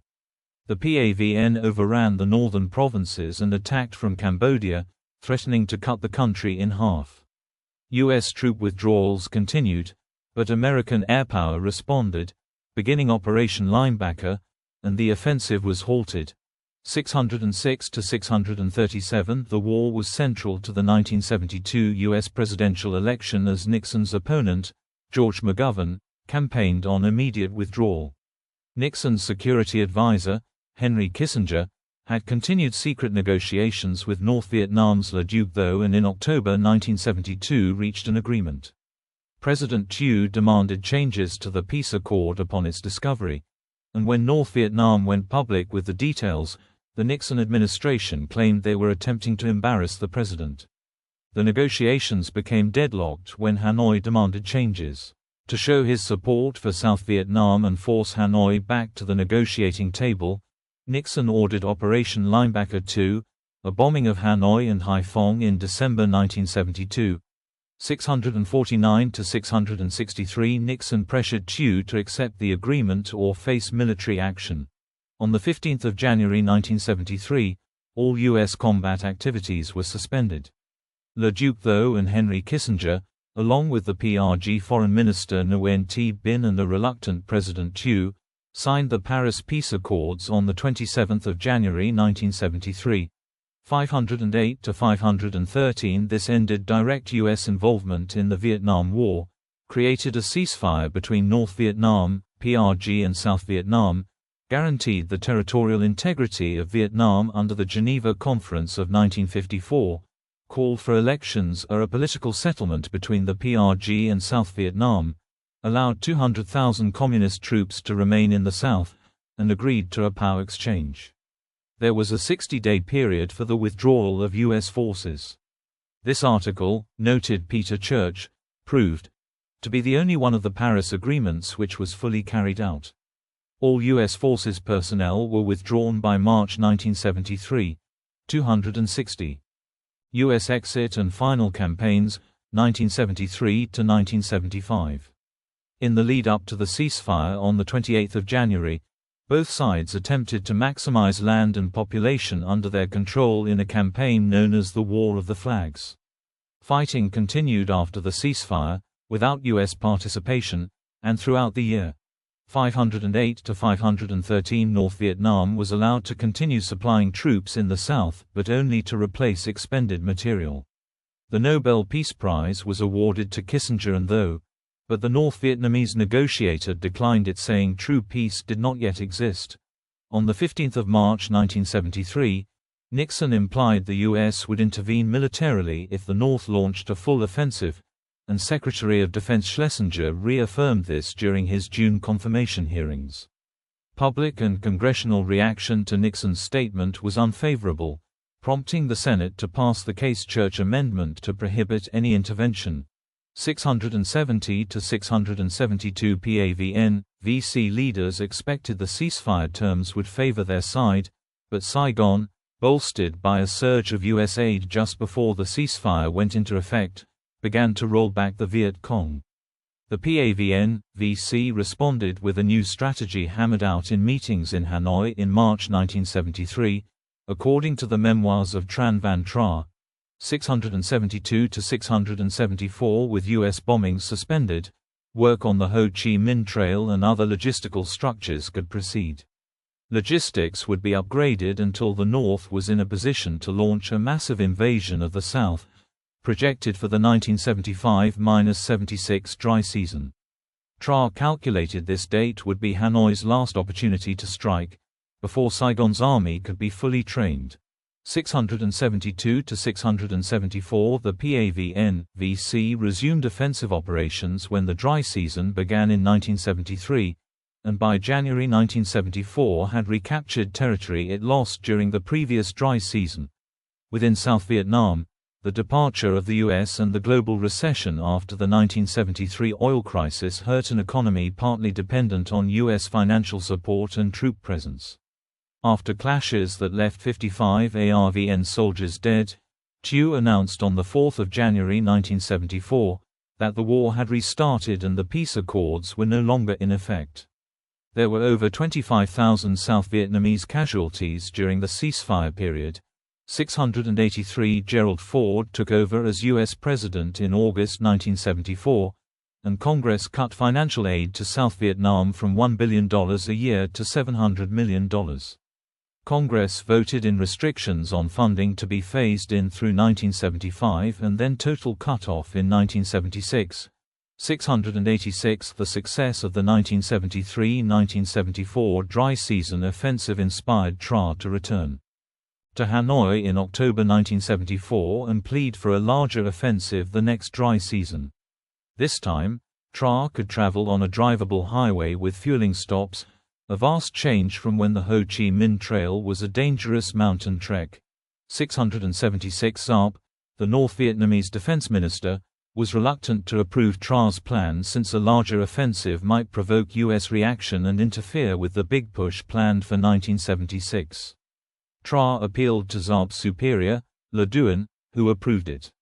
Tra's plan called for a limited offensive from Cambodia into Phuoc Long province. The strike was designed to solve logistical problems, gauge the reaction of South Vietnamese forces, and determine whether the U.S. would return. 685 to 690. On 13 December 1974, North Vietnamese forces attacked Phuoc Long. Phuoc Binh fell on 6 January 1975. Ford desperately asked Congress for funds to assist and resupply the South before it was overrun. Congress refused. The fall of Phuoc Binh and lack of American response left the South Vietnamese elite demoralized. The speed of this success led the Politburo to reassess its strategy. It decided operations in the Central Highlands would be turned over to General Van Tien Dung and that Pleiku should be seized, if possible. Dung said to Le Duan, "Never have we had military and political conditions so perfect or a strategic advantage as great as we have now." At the start of 1975, The South Vietnamese had 3 times as much artillery and twice as many tanks and armored cars as the PAVN. However, heightened oil prices meant many assets could not be leveraged.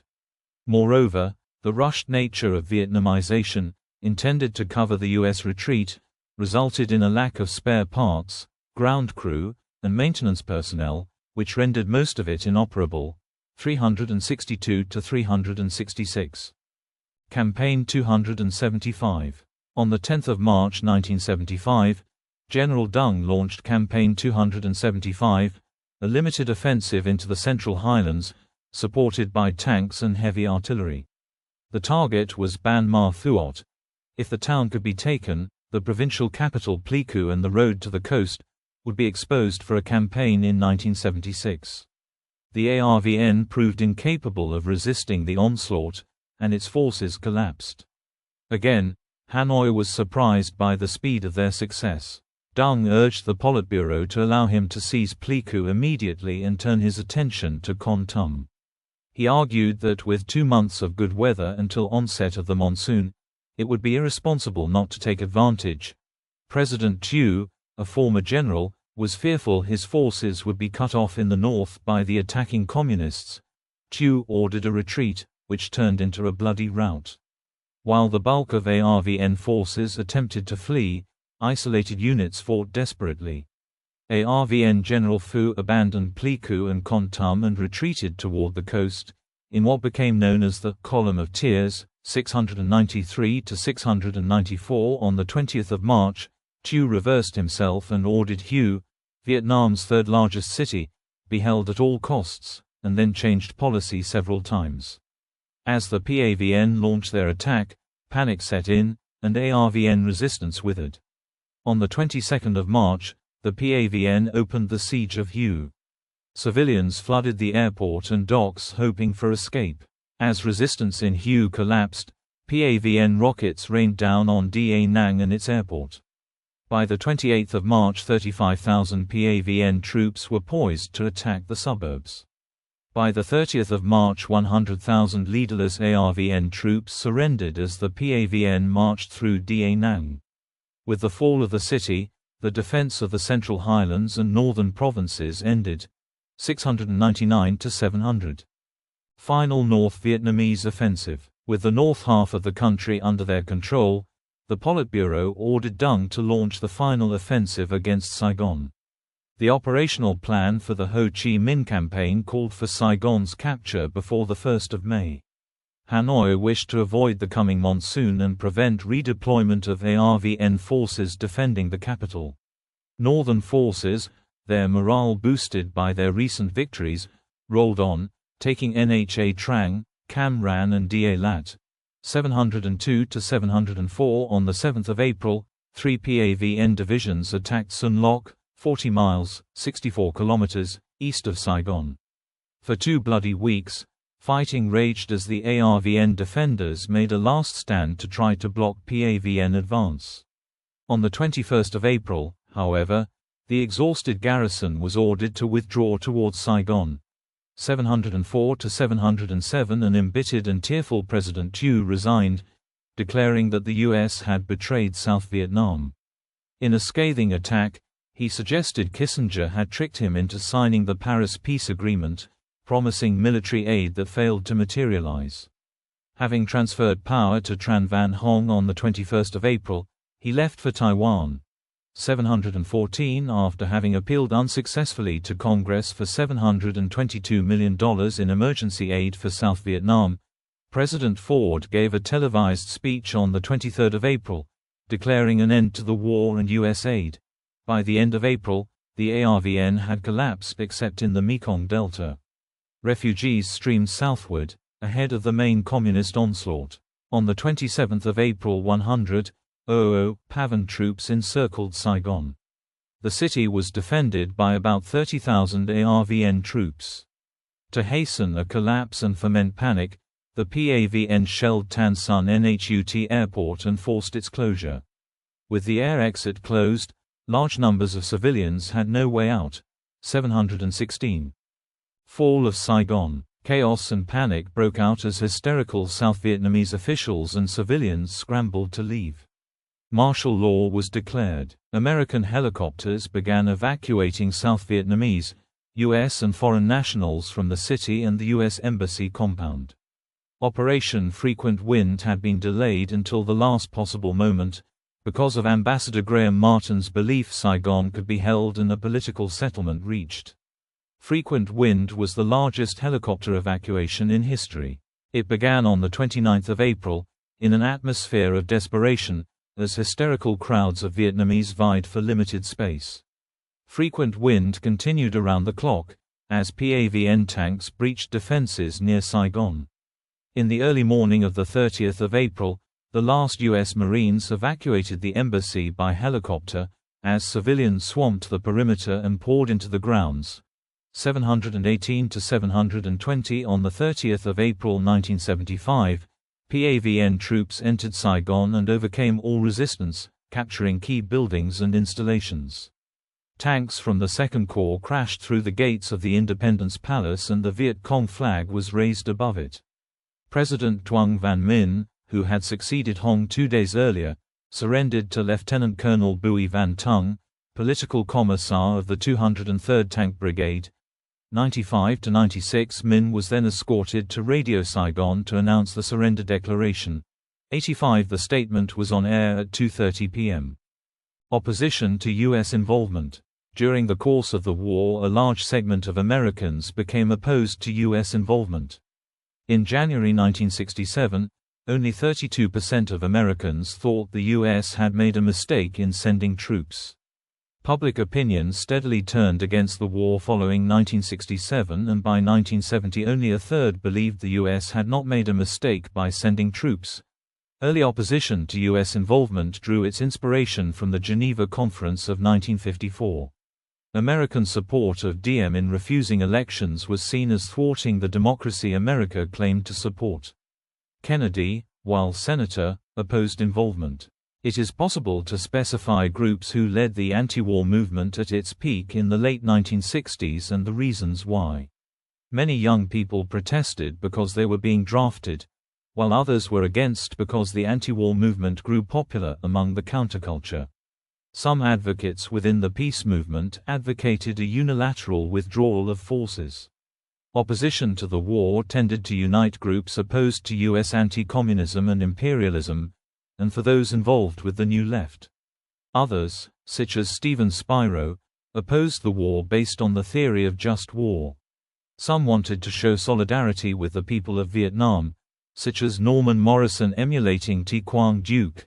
High-profile opposition to the war increasingly turned to mass protests to shift public opinion. Riots broke out at the 1968 Democratic National Convention. 514 after reports of American military abuses, such as the My Lai massacre, brought attention and support to the anti-war movement. Some veterans joined Vietnam Veterans Against the War. On 15 October 1969, the Vietnam moratorium attracted millions of Americans. The fatal shooting of 4 students at Kent State University in 1970 led to nationwide university protests. Anti-war protests declined after the Paris Peace Accords and the end of the draft in January 1973, and the withdrawal of American troops. Involvement of other countries. Pro-Hanoi. People's Republic of China. China provided significant support for North Vietnam when the U.S. started to intervene, including financial aid and the deployment of hundreds of thousands of military personnel in support roles. China said its military and economic aid to North Vietnam and the Viet Cong totaled $20 billion, $160 billion adjusted for 2022 prices, during the Vietnam War. Included were 5 million tons of food to North Vietnam, equivalent to a year's food production, accounting for 10 to 15% of their food supply by the 1970s. In the summer of 1962, Mao Zedong agreed to supply Hanoi with 90,000 rifles and guns free of charge, and starting in 1965, China began sending anti-aircraft units and engineering battalions to repair the damage caused by American bombing. They helped man anti-aircraft batteries, rebuild roads and railroads, transport supplies, and perform other engineering works. This freed North Vietnamese army units for combat. China sent 320,000 troops and annual arms shipments worth $180 million. 135 China claims to have caused 38% of American air losses in the war. The PRC also began financing the Khmer Rouge as a counterweight to North Vietnam. China armed and trained the Khmer Rouge during the Civil War, and continued to aid him afterward. Soviet Union. The Soviet Union supplied North Vietnam with medical supplies, arms, tanks, planes, helicopters, artillery, anti-aircraft missiles and other military equipment. Soviet crews fired Soviet-made surface-to-air missiles at U.S. aircraft in 1965. Following the dissolution of the Soviet Union in 1991, Russian officials acknowledged that the USSR had stationed up to 3,000 troops in Vietnam.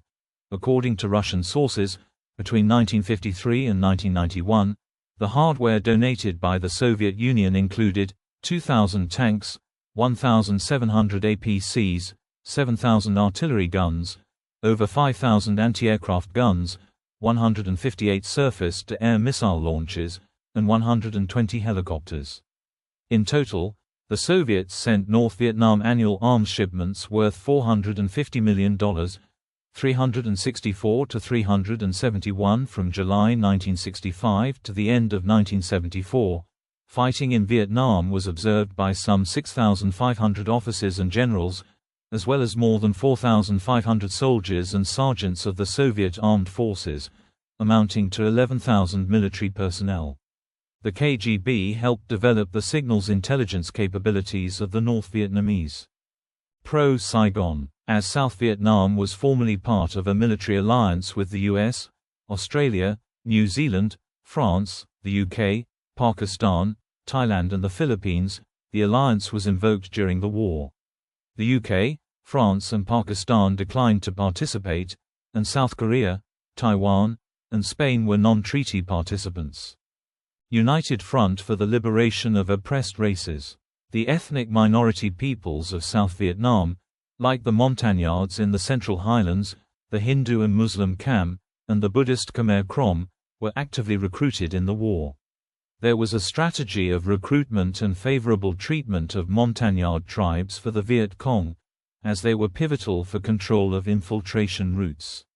Some groups split off and formed the United Front for the Liberation of Oppressed Races, FULRO, to fight for autonomy or independence. FULRO fought against the South Vietnamese and Viet Cong, later fighting against the Unified Socialist Republic of Vietnam, after the fall of South Vietnam. During the war, South Vietnamese President Diem began a program to settle ethnic Vietnamese kin on Montagnard lands in the Central Highlands region. This provoked a backlash from the Montagnards, some joining the Viet Cong as a result. The Cambodians under pro-China King Sihanouk and pro-American Lon Nol supported their fellow co-ethnic Khmer Krom in South Vietnam, following an anti-ethnic Vietnamese policy. Following Vietnamization, many Montagnard groups and fighters were incorporated into the Vietnamese Rangers as border sentries.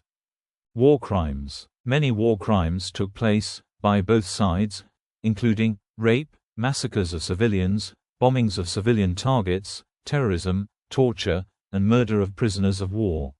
Additional common crimes included theft, arson, and the destruction of property not warranted by military necessity. South Vietnamese, Korean and American. In 1968, the Vietnam War Crimes Working Group, VWCWG, was established by the Pentagon Task Force set up in the wake of the My Lai massacre, to ascertain the veracity of emerging claims of U.S. war crimes. Of the war crimes reported to military authorities, sworn statements by witnesses and status reports indicated 320 incidents had a factual basis. The substantiated cases included 7 massacres between 1967 and 1971 in which at least 137 civilians were killed, 78 further attacks targeting non-combatants resulting in at least 57 deaths, 56 wounded and 15 sexually assaulted, and 141 cases of U.S. soldiers torturing civilian detainees, or prisoners of war with fists, sticks, bats, water or electric shock. Journalists since have documented overlooked and uninvestigated war crimes, involving every active Army division, including atrocities committed by Tiger Force. R.J. Rummel estimated that American forces committed around 5,500 democidal killings between 1960 and 1972. U.S. forces established free fire zones to prevent Viet Cong fighters from sheltering in South Vietnamese villages. Such practice, which involved the assumption that anyone appearing in the designated zones was an enemy combatant that could be freely targeted by weapons, is regarded by journalist Louis Simons as a severe violation of the laws of war. Nick Turse argues that a relentless drive toward higher body counts, widespread use of free fire zones, rules of engagement where civilians who ran from soldiers or helicopters could be viewed as Viet Cong and disdain for Vietnamese civilians, led to massive civilian casualties and war crimes inflicted by U.S. troops.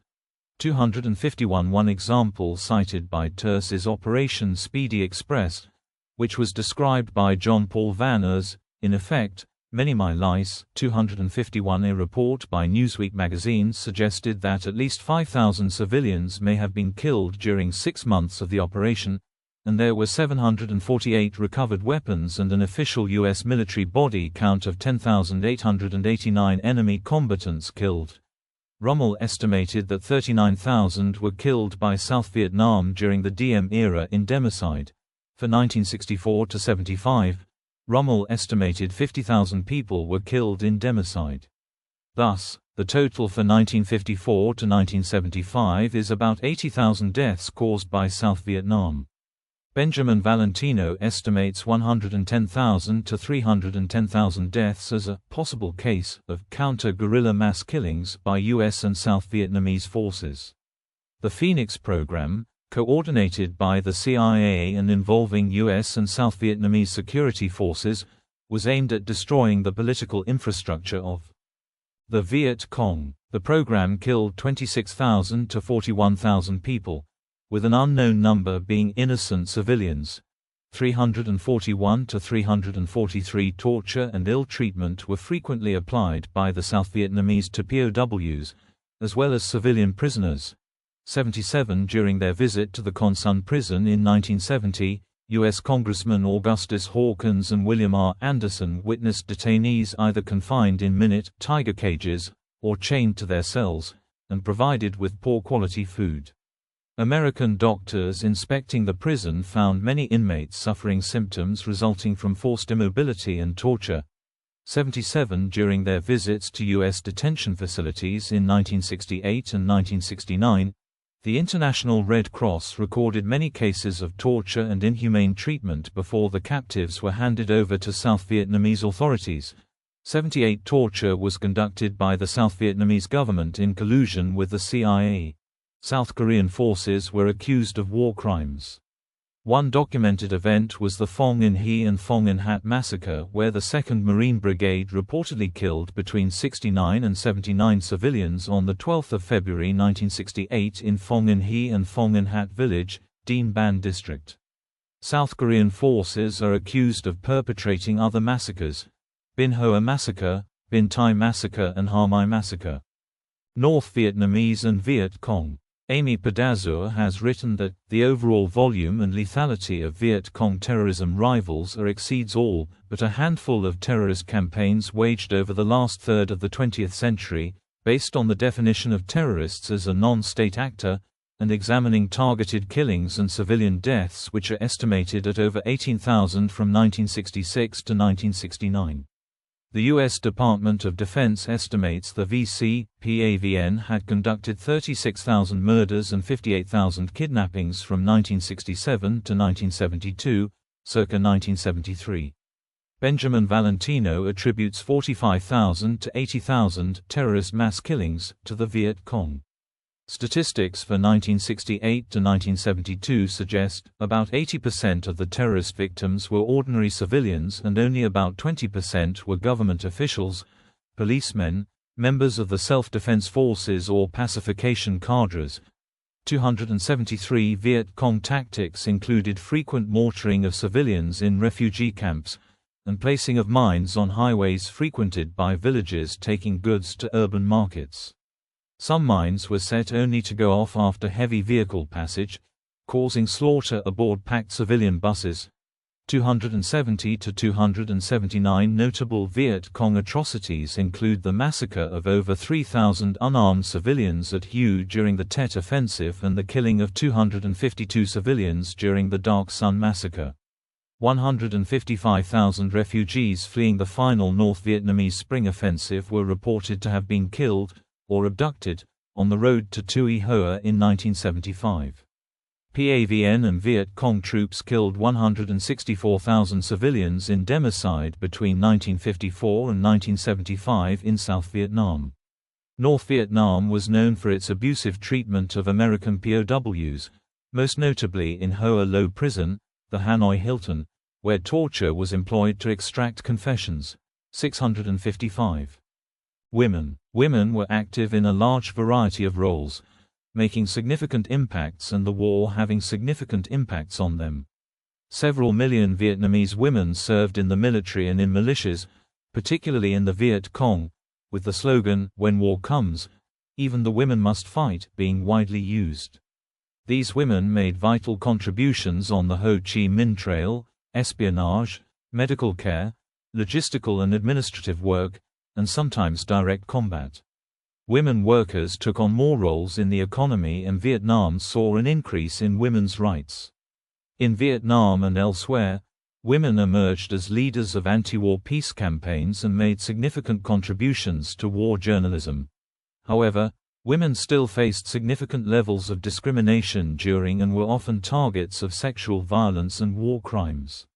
Post-war, some Vietnamese women veterans faced difficulty reintegrating into society and having their contributions recognized, as well as advances in women's rights failing to be sustained. Portrayals of the war have been criticized for their depictions of women, both for overlooking the role women played and reducing Vietnamese women to racist stereotypes. Women are at the forefront of campaigns to deal with the war's aftermath, such as the long-term effect of Agent Orange use and the Lai Dai Han. Black servicemen. The experience of African American military personnel has received significant attention.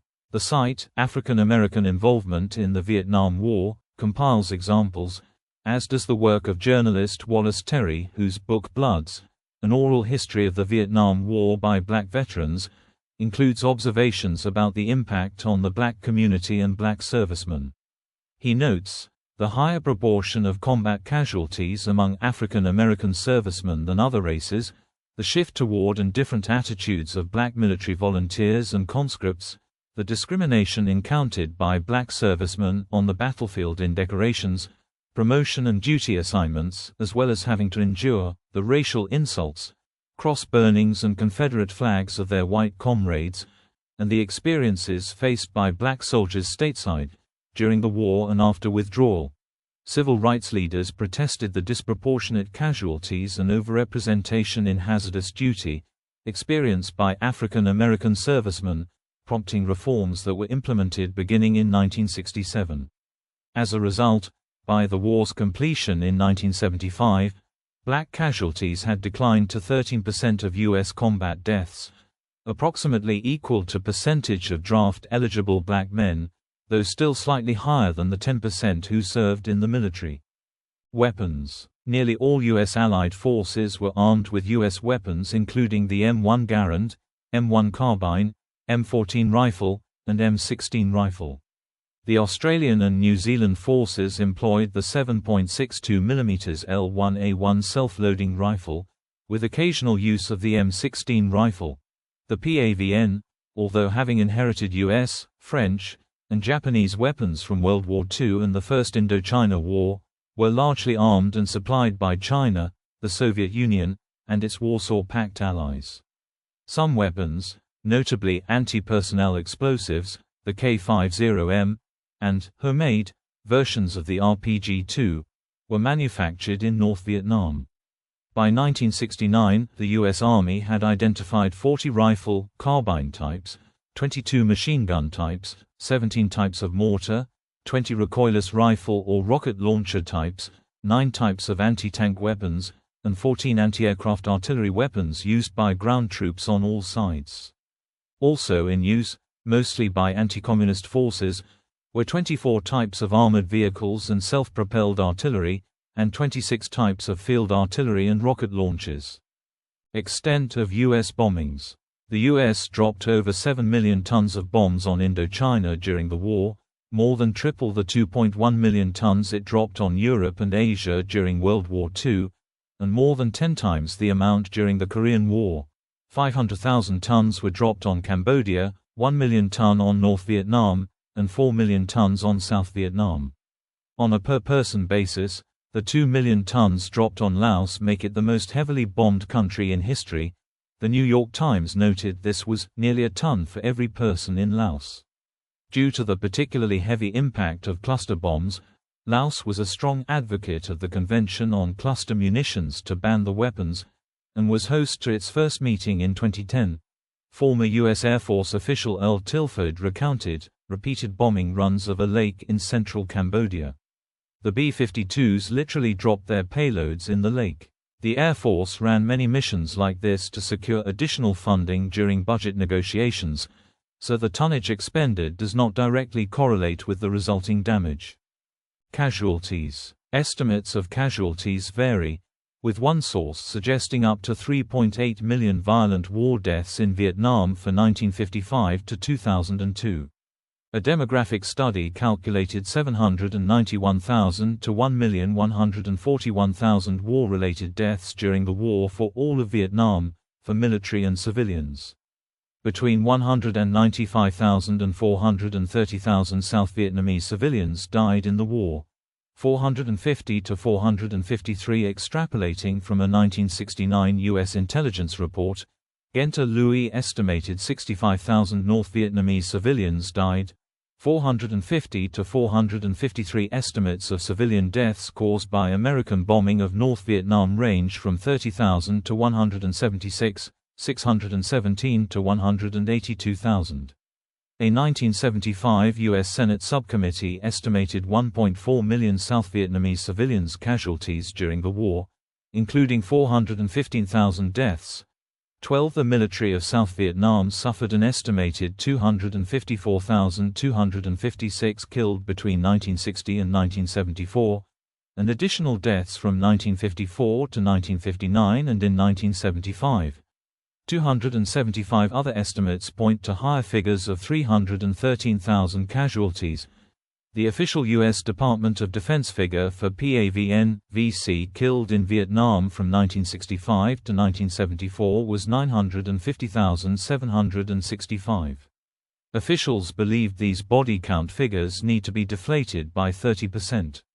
Genta Louis asserts that one-third of the reported enemy killed may have been civilians, concluding that the actual number of deaths of PAVN, VC military forces was probably closer to 444,000, 450 to 453 according to figures released by the Vietnamese government. There were 849,018 confirmed military deaths on the PAVN, VC side. The Vietnamese government released its estimate of war deaths for the more lengthy period of 1955 to 1975. This figure includes battle deaths of Vietnamese soldiers in the Laotian and Cambodian civil wars, in which the PAVN was a major participant. Non-combat deaths account for 30 to 40% of these. However, the figures do not include deaths of South Vietnamese and Allied soldiers. These do not include the estimated 300,000 to 500,000 PAVN, VC missing in action. Vietnamese government figures estimate 1.1 million dead and 300,000 missing from 1945 to 1979, with approximately 849,000 dead and 232,000 missing from 1960 to 1975. U.S. reports of enemy Kia, referred to as body count, were thought to have been subject to falsification and glorification, and a true estimate of PAVN, VC combat deaths is difficult to assess, as U.S. victories were assessed by having a greater kill ratio.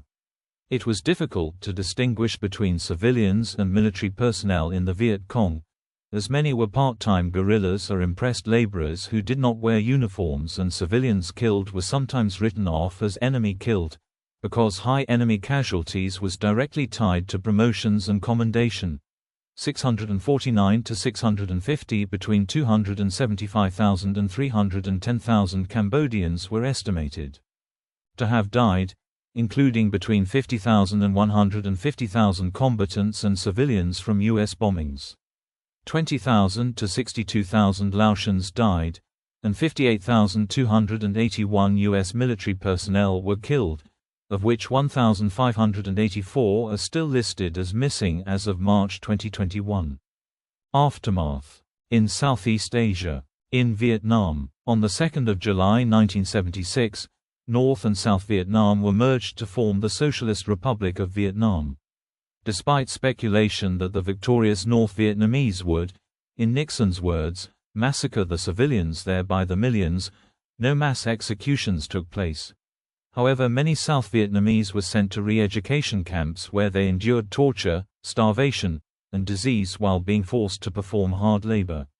According to Amnesty International, this figure varied depending on different observers: 50,000 to 80,000 inches, Le Monde, April 1978, 150,000 inches, Reuters from Bien Hoa, November 1977, 150,000 to 200,000 inches, The Washington Post, December 1978, and 300,000 inches, Agence France Presse from Hanoi, February 1978. Such variations are because some estimates may include not only detainees but also people sent from the cities to the countryside.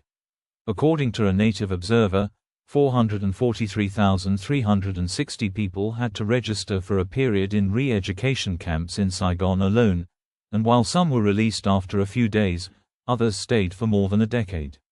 Between 1975 and 1980, more than 1 million Northerners migrated south, to regions formerly in the Republic of Vietnam, while, as part of the new Economic Zones program, around 750,000 to over 1 million Southerners were moved mostly to mountainous forested areas. Gabriel Garcia Marquez, a Nobel Prize-winning writer, described South Vietnam as a false paradise after the war. When he visited in 1980, the cost of this delirium was stupefying: 360,000 people mutilated, 1 million widows, 500,000 prostitutes, 500,000 drug addicts, 1 million tuberculous, and more than 1 million soldiers of the old regime, impossible to rehabilitate into a new society. 10% of the population of Ho Chi Minh City was suffering from serious venereal diseases when the war ended, and there were 4 million illiterates throughout the South. The U.S. used its Security Council veto to block Vietnam's UN recognition 3 times, an obstacle to it receiving international aid. Laos and Cambodia. By 1975, the North Vietnamese had lost influence over the Khmer Rouge. 708 Phnom Penh, Cambodia's capital, fell to the Khmer Rouge in April 1975. Under Pol Pot, the Khmer Rouge would kill 1–3 million Cambodians out of a population of around 8 million, in one of the bloodiest genocides ever. The relationship between Vietnam and Democratic Kampuchea, Cambodia, escalated after the end of the war. In response to the Khmer Rouge taking over Phu Quoc and Tho Chiu, and the belief they were responsible for the disappearance of 500 Vietnamese natives on Tho Chiu, Vietnam launched a counterattack to take back these islands. After failed attempts to negotiate, Vietnam invaded Democratic Kampuchea in 1978 and ousted the Khmer Rouge, who were being supported by China, in the Cambodian-Vietnamese War. In response, China invaded Vietnam in 1979. The two countries fought a border war, the Sino-Vietnamese War. From 1978 to 1979, some 450,000 ethnic Chinese left Vietnam by boat as refugees or were deported. The Pathet Lao overthrew the monarchy of Laos in December 1975, establishing the Lao People's Democratic Republic. The change in regime was quite peaceful, a sort of Asiatic velvet revolution, although 30,000 former officials were sent to re-education camps, often enduring harsh conditions. 575 to 576. Unexploded ordnance. Unexploded ordnance, mostly from U.S. bombing, continues to kill people, and has rendered much land hazardous and impossible to cultivate. Ordnance has killed 42,000 people since the war ended. In Laos, 80 million bombs failed to explode and still remain. Unexploded ordnance has killed or injured over 20,000 Laotians since the war, and about 50 people are killed or maimed annually. It is estimated the explosives buried will not be removed entirely for centuries. 317. Refugee crisis. Over 3 million people left Vietnam, Laos, and Cambodia in the Indochina refugee crisis after 1975. Most Asian countries were unwilling to accept them, many of whom fled by boat and were known as boat people. Between 1975 and 1998, an estimated 1.2 million refugees from Vietnam and other Southeast Asian countries resettled in the US, while Canada, Australia, and France resettled over 500,000. China accepted 250,000 people. Laos experienced the largest refugee flight proportionally. 300,000 out of a population of 3 million crossed the border into Thailand. Included among their ranks were about 90% of Laos intellectuals, technicians, and officials. 575. An estimated 200,000 to 400,000 Vietnamese boat people died at sea, according to the United Nations High Commissioner for Refugees. In the United States, failure of U.S. goals is often placed at different institutions and levels. Some have suggested it was due to political failures of leadership. Others point to a failure of military doctrine. Secretary of Defense Robert McNamara stated that the achievement of a military victory by U.S. forces in Vietnam was indeed a dangerous illusion. 368. The inability to bring Hanoi to the bargaining table by bombing illustrated another U.S. miscalculation, and the limitations of military abilities in achieving political goals. 17. Army Chief of Staff Harold Keith Johnson noted, "If anything came out of Vietnam, it was that air power couldn't do the job." General William Westmoreland admitted bombing had been ineffective, saying he doubted that the North Vietnamese would have relented. Kissinger wrote in a memo to President Ford that, in terms of military tactics, our armed forces are not suited to this kind of war. Even the special forces who had been designed for it could not prevail. Hanoi had persistently sought unification since the Geneva Accords, and the effects of U.S. bombing had negligible impact on North Vietnam's goals. 1 to 10 U.S. bombing mobilized people throughout North Vietnam and international support, due to the perception of a superpower attempting to bomb a significantly smaller, agrarian society into submission. 48 to 52. In the post-war era, Americans struggled to absorb the lessons of the military intervention. President Ronald Reagan coined the term Vietnam Syndrome to describe the reluctance of the American public and politicians to support military interventions abroad. U.S. polling in 1978 revealed nearly 72% of Americans believed the war was fundamentally wrong and immoral. 6 months after the beginning of Operation Rolling Thunder, Gallup, Inc. found 60% of Americans did not believe that sending troops to Vietnam was a mistake in September 1965, and only 24% believed it was. Subsequent polling did not find that a plurality of Americans believed that sending troops was a mistake until October 1967, and did not find a majority believing it was until August 1968, during the third phase of the Tet Offensive.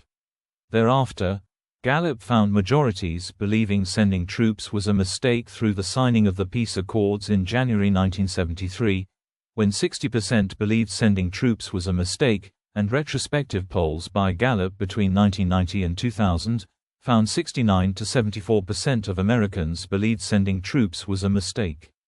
The Vietnam War POW, MIA issue, concerning the fate of U.S. service personnel listed as missing in action, persisted for years afterwards.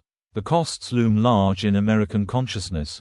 A 1990 poll showed the public incorrectly believed more Americans died in Vietnam than World War II. Financial cost. Between 1953 and 1975, the U.S. was estimated to have spent $168 billion on the war, equivalent to $1.7 trillion in 2023. This resulted in a large budget deficit. Other figures point to $139 billion from 1965 to 1974, not inflation adjusted, 10 times all education spending in the U.S., and 50 times more than housing and community development spending within that period. It was stated that war spending could have paid off every mortgage in the U.S., with money left over. As of 2013, the U.S. government pays Vietnam veterans and their families more than $22 billion a year in war-related claims. Impact on the U.S. military. More than 3 million Americans served in the war, 1.5 million of whom saw combat. James Westhider wrote that, at the height of American involvement in 1968, for example, 543,000 American military personnel were stationed in Vietnam, but only 80,000 were considered combat troops. Conscription in the U.S. existed since World War II, but ended in 1973. 58,220 American soldiers were killed, more than 150,000 wounded, and at least 21,000 permanently disabled. The average age of U.S. troops killed was 23.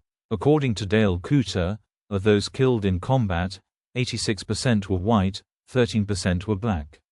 Approximately 830,000 veterans, 15%, suffered post-traumatic stress disorder.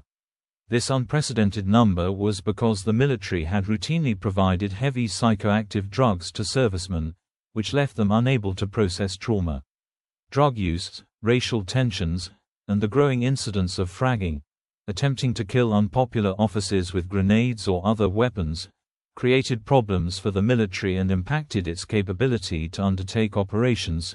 44 to 47 125,000 Americans left for Canada to avoid the draft, and approximately 50,000 servicemen deserted. In 1977, President Jimmy Carter granted an unconditional pardon to all Vietnam-era draft evaders with Proclamation 4483. The war called into question Army doctrine. Marine General Victor H. Krulak criticized Westmoreland's attrition strategy, calling it wasteful of American lives, with small likelihood of a successful outcome. Doubts surfaced about the ability of the military to train foreign forces. There was found to be considerable flaws and dishonesty by commanders, due to promotions being tied to the body count system touted by Westmoreland and McNamara. Secretary of Defense McNamara wrote to President Johnson his doubts. The picture of the world's greatest superpower killing or seriously injuring 1,000 non-combatants a week, while trying to pound a tiny backward nation into submission on an issue whose merits are hotly disputed, is not a pretty one. Effects of U.S. chemical defoliation. One of the most controversial aspects of the U.S. military effort was the widespread use of chemical defoliants between 1961 and 1971. 20 million gallons of toxic herbicides, like Agent Orange, were sprayed on 6 million acres of forests and crops by the Air Force. They were used to defoliate large parts of the countryside to prevent the Viet Cong from being able to hide weaponry and encampments under the foliage, and deprive them of food. Defoliation was used to clear sensitive areas, including base perimeters and possible ambush sites along roads and canals. More than 20% of South Vietnam's forests and 3% of its cultivated land was sprayed at least once. 90% of herbicide use was directed at forest defoliation. 263. The chemicals used continue to change the landscape, cause diseases and birth defects, and poison the food chain. U.S. military records have listed figures including the destruction of 20% of the jungles of South Vietnam and 20 to 36% of the mangrove forests. The environmental destruction caused was described by Swedish Prime Minister Olof Palme, lawyers, historians and other academics as an ecocide. Agent Orange and similar chemical substances used by the U.S. have caused many deaths and injuries in the intervening years, including among the U.S. Air Force crews that handled them. Scientific reports have concluded that refugees exposed to chemical sprays while in South Vietnam continued to experience pain in the eyes and skin as well as gastrointestinal upsets. In one study, 92% of participants suffered incessant fatigue, others reported monstrous births. Analysis of studies on the association between Agent Orange and birth defects have found a statistically significant correlation such that having a parent who was exposed to Agent Orange at any point will increase one's likelihood of possessing or acting as a genetic carrier of birth defects. The most common deformity appears to be spina bifida. There is substantial evidence that birth defects carry on for 3 generations or more. In 2012, the US and Vietnam began a cooperative cleaning toxic chemicals on Da Nang International Airport, marking the first time Washington has been involved in cleaning up Agent Orange in Vietnam. Vietnamese victims affected by Agent Orange attempted a class action lawsuit against Dow Chemical and other U.S. chemical manufacturers, but a U.S. district court dismissed their case. They appealed, but the dismissal was cemented in 2008 by an appeals court. As of 2006, the Vietnamese government estimated there were over 4 million victims of dioxin poisoning in Vietnam, although the U.S. government denies any conclusive scientific links between Agent Orange and Vietnamese victims of dioxin poisoning. In some areas of southern Vietnam, dioxin levels remain at over 100 times the accepted international standard. On the 22nd of August 2024, the Paris Court of Appeals is expected to rule on the lawsuit filed by Tran Thanh Nga against 14 U.S. chemical corporations that supplied Agent Orange for the U.S. military.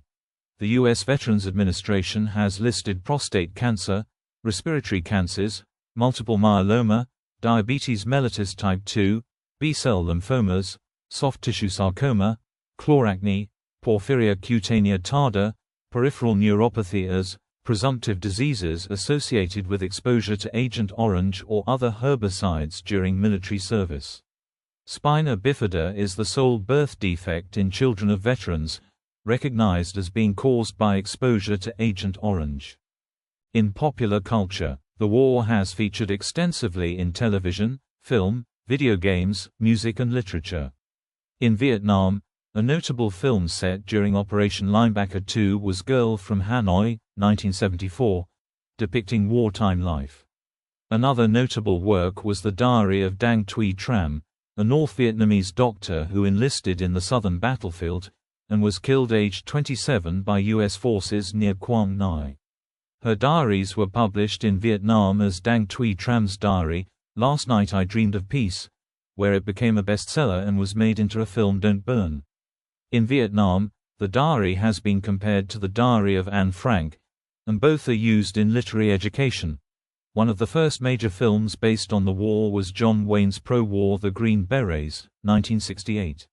Further cinematic representations were released during the 1970s and 1980s, the most noteworthy examples being Michael Cimino's The Deer Hunter, 1978, Francis Ford Coppola's Apocalypse Now, 1979, Oliver Stone's Platoon, 1986, and Stanley Kubrick's Full Metal Jacket, 1987. Other films include Good Morning, Vietnam, 1987, Casualties of War, 1989, Born on the 4th of July, 1989, Forrest Gump, 1994, We Were Soldiers, 2002, and Rescue Dawn, 2007.